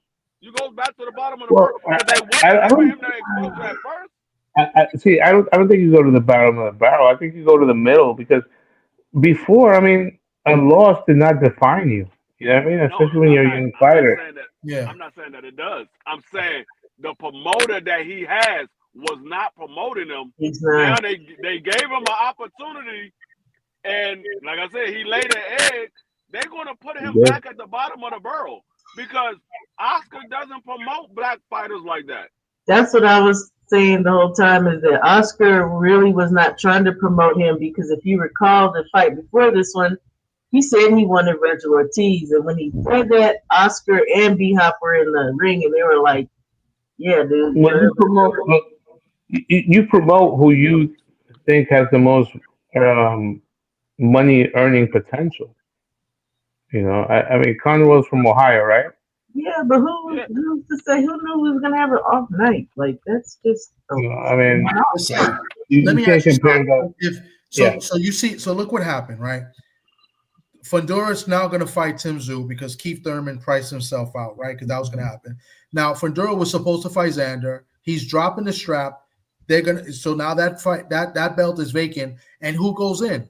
The guy that beat Conwell to fight Xander, right? That's the man. That's the fight. Now, if Conwell would have won, would Conwell have gotten that opportunity? No. Yeah, he would. That's my point. I don't believe that's the WBO, right? That's the WBO, right? Yes. But the WBO is always slanted towards the Puerto Rican. You got to remember that. So Xander was going to be there regardless. Yeah. So, but I'm saying, Yeah, but with Conwell and that fight, would Conwell be the other guy? I don't think so. I don't know. I mean, I think Golden Boy would push it because Xander is not Golden Boy's fighter. Why You wouldn't know they push it? Because right before Conwell fought, Oscar was making comments about, yeah, because he's climbing the ladder, and it's like you can actually just give him some better competition. He could have, but it's like he's just like throwing Conwell a bone. That's personally how I was feeling. I'm shocked. No, but I'm shocked they didn't agree do with Virgil. I agree with Sock though, because if Conwell would have won that fight, Oscar don't want to just give the belt to Xander because that gives another belt to Bob. So now he has an opportunity where he's like, hey, my fighter just won, your fighter just won. They both right there. Let's go ahead and make this fight. Whoever come out on top, they're the champion. But by him not winning, now it's pretty much giving Bob the fight because this dude is not promoted by nobody like that. They should have put. Why didn't they get Virgil Ortiz? Because Virgil sees Xander. Virgil said that's a big fight. Virgil needs to beat the shit out of Xander. Virgil wants a soft touch. He's saying his next fight. He saw Xander. Well, that's what Oscar said. Virgil wants a soft touch. Virgil has never came out to negate that. So, and then you have what's his not Sonny. What's the other guy's name with the IBF? Well, I tell you this. They did send an offer. Virgil sent the offer to Xander, and Xander accepted. But Virgil went to go fight Magnumov instead. Okay, so Bachram wants a title shot. He wants He wants a unification. That's the Russian. The Russian that's what made right? He wants it. So he could have fought Virgil. He could have fought Virgil, or who had the two Sebastian had the two belts. But Virgil said he wants a soft touch next, so he's not gonna fight. He's not gonna fight Xander unless he has a change of heart all of a sudden, which can happen. It's just so much stuff. Who's not gonna fight Xander? You talking about Virgil? Not if he wants a soft touch, because he said he's been fighting hard fights. This is what Oscar said. Virgil's never came out and included that though. Yeah, right. I really wish Virgil would just fight somebody. I don't think he wants that fight with Xander because, like I said, they offered Xander a fight. Xander accepted it. They decided to go fight Magnumov instead. It probably was a bigger money fight. But you sent the offer to him and you gave him an hour to accept it. Well, he said he accepted within 10 minutes, and then they went to go fight Magnumov instead. That was a bigger platform too. Remember, it was a Riyadh season 2, so there's probably a lot of money. That's what I'm saying. It might have been more money. I don't know if it was a bigger platform because you're fighting on ESPN. I don't think it's a bigger I don't think DAZN is bigger than ESPN. Well, I know it's not bigger. Yeah, maybe not, but I think Riyadh gets it's getting a lot of looks. But either way, Virgil is not going to fight any of those guys, I guess. And I don't know what the heck Mercer Collier is going to do. Virgil about to fight Conwell. You think so? Let me see if I could add this. They just saw him fight that dude. They said he lost to that dude. He won the Virgil fight. All right, Virgil, we said we're gonna give you a light touch. Come on, man, Oscar. Yeah, let him come back. Let him come back and rip Virgil's. I ain't trying to cuss on this man show. Yeah. To be honest with you, I don't really think there is a light test at 54. I don't think so either. I can't think of nobody right now that's a light test. I can go down the line, but yeah, I guess it could be once you really get low. Tim Tszyu. Let me play this video for you guys. That ain't no light test. He might win, but it ain't no light test. Let me hold on one second. I'm gonna play this video. Rich. Okay, I don't agree with that. Joey Spencer too. Hold on. So yesterday at the press conference, Victor he got to talk to Verge Ortiz. Hold on. This is what he said about the Xander situation. See, look, it can happen. So here's why we had a little bit of a problem before, was because he was saying that I was ducking him. When I did say yes to him, I said yes to everyone that they mentioned. Imagine someone saying, would you fight this guy? I said, yeah. What about this one? Yeah. So I did say yes to him, but then they said, scratch all that, you want to fight Majimov? And I said yes, as I said yes to everyone else, and then I fought Majimov. But then you got Xander Zayas saying, "Oh, I ducked him." Yeah. When it wasn't in my control in the first place. I said, "Yeah," but that's what he doesn't know. He doesn't understand. He's young. And that's fine. But don't. It's not just Okay, young. It's just but and this is the problem that I had. This is the problem that I had with that. He was the one that sent the offer to Xander. Xander Well, he didn't doesn't send to the him. offer. His team does. No, team well, does, that's what I'm saying. So that's what I'm saying. His team sent the offer to Xander. Xander didn't send the offer to him. Xander is the upcoming star. Virgil is already the star. So Oscar sent the offer to Xander. They gave him an hour to accept it. He accepted it. Somehow they chose to go fight Magnumov instead of fighting Xander. sometimes they have a lot of pots on the iron. I mean, it just is what it is. That's how negotiations be going. I think it's us that get involved and start calling people ducks and making assumptions. A lot of times they'll have a lot of offers out there. That's the reason why Xander said he ducked him, because when he got the offer, Xander accepted it, and then he turned around and he fought Magnumov instead. So that's why he said he ducked him. I would have fought Magnumov too if it was more money. I ain't gonna. No, I mean, I like I said, I understand why he did it. Yeah. But if I was Xander, I would say he ducked me too. You sent me an offer, I accepted, and now you find somebody else. I would say, yeah, you ducked me too. I think eventually we're gonna see the fight. I mean, they have to make it. They got the Mexican-Puerto Rican rivalry. It's got to be made eventually. So I guess let Xander go. Xander should win this fight. You know, you get Xander a title, his first title, and then let Virgil do something. And you know, eventually it's got to be made. Virgil's been around a little bit longer. You know, he had the health problems and stuff. So I think eventually that fight could be made. I mean, there's fights to be made at 154. A whole bunch, man. Good fight. That's a good fight though. Xander versus Ortiz. I don't know who wins that fight. I'm gonna be rooting for Xander, but I don't know who wins that fight. Sock knows who's gonna win because he hates Xander. I know he does, but I'm a root for my Puerto Rican brothers. I'm a root for my Puerto Rican brothers. I don't hate him. Nah, but to be fair, Sock has been there and with me at the Xander fight, and we weren't really impressed with Xander. I like Xander, but he's not that guy that people want to believe he is right now. I think we want more of Xander, and he's not that, at least not yet. You know, I think that's the best way of putting it. The boy is 22 years old. Yeah, I didn't realize he had 100 rounds already. Yeah. He started fighting at 17 or 16. It was either 16 or 17. He started fighting. Maybe it's the baby face. Maybe it's the baby face or something. I don't know. I mean, and then I think he's gonna outgrow that weight. He'll be eventually at 162. I don't see Xander at 154 long either. So you don't? I do. But he's still 22. Maybe a few more years, no? I give him possibly. I mean, it all depends on how his body grows, because he's just now starting to come into manhood. Yeah. He turned 22, and his body is about to start growing, because his body start filling out. The closer he get to 25, his body start filling out. So it all depends on how fast his body grows out, because we saw Devin Haney, he went to 40, had two fights, and that man has already grew out of 40. True.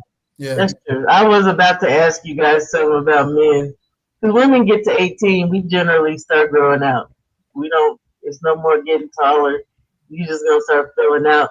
I thought guys kind of stopped around 21, but sometimes you still hear stuff like, "Oh, you just got into a man strength," and it's like, dude, you're 23, 4. Yeah, it used to be 21. It used to be 21, but now they say men continue growing until they're 25. I can see that. And for a long time it was until they were 21. but they saw so many men had actually had spurts after they turned 21 that they gave it to 25 now. So now it's until men are 25 when they stop growing. Well, that didn't happen with me. I tell you that much.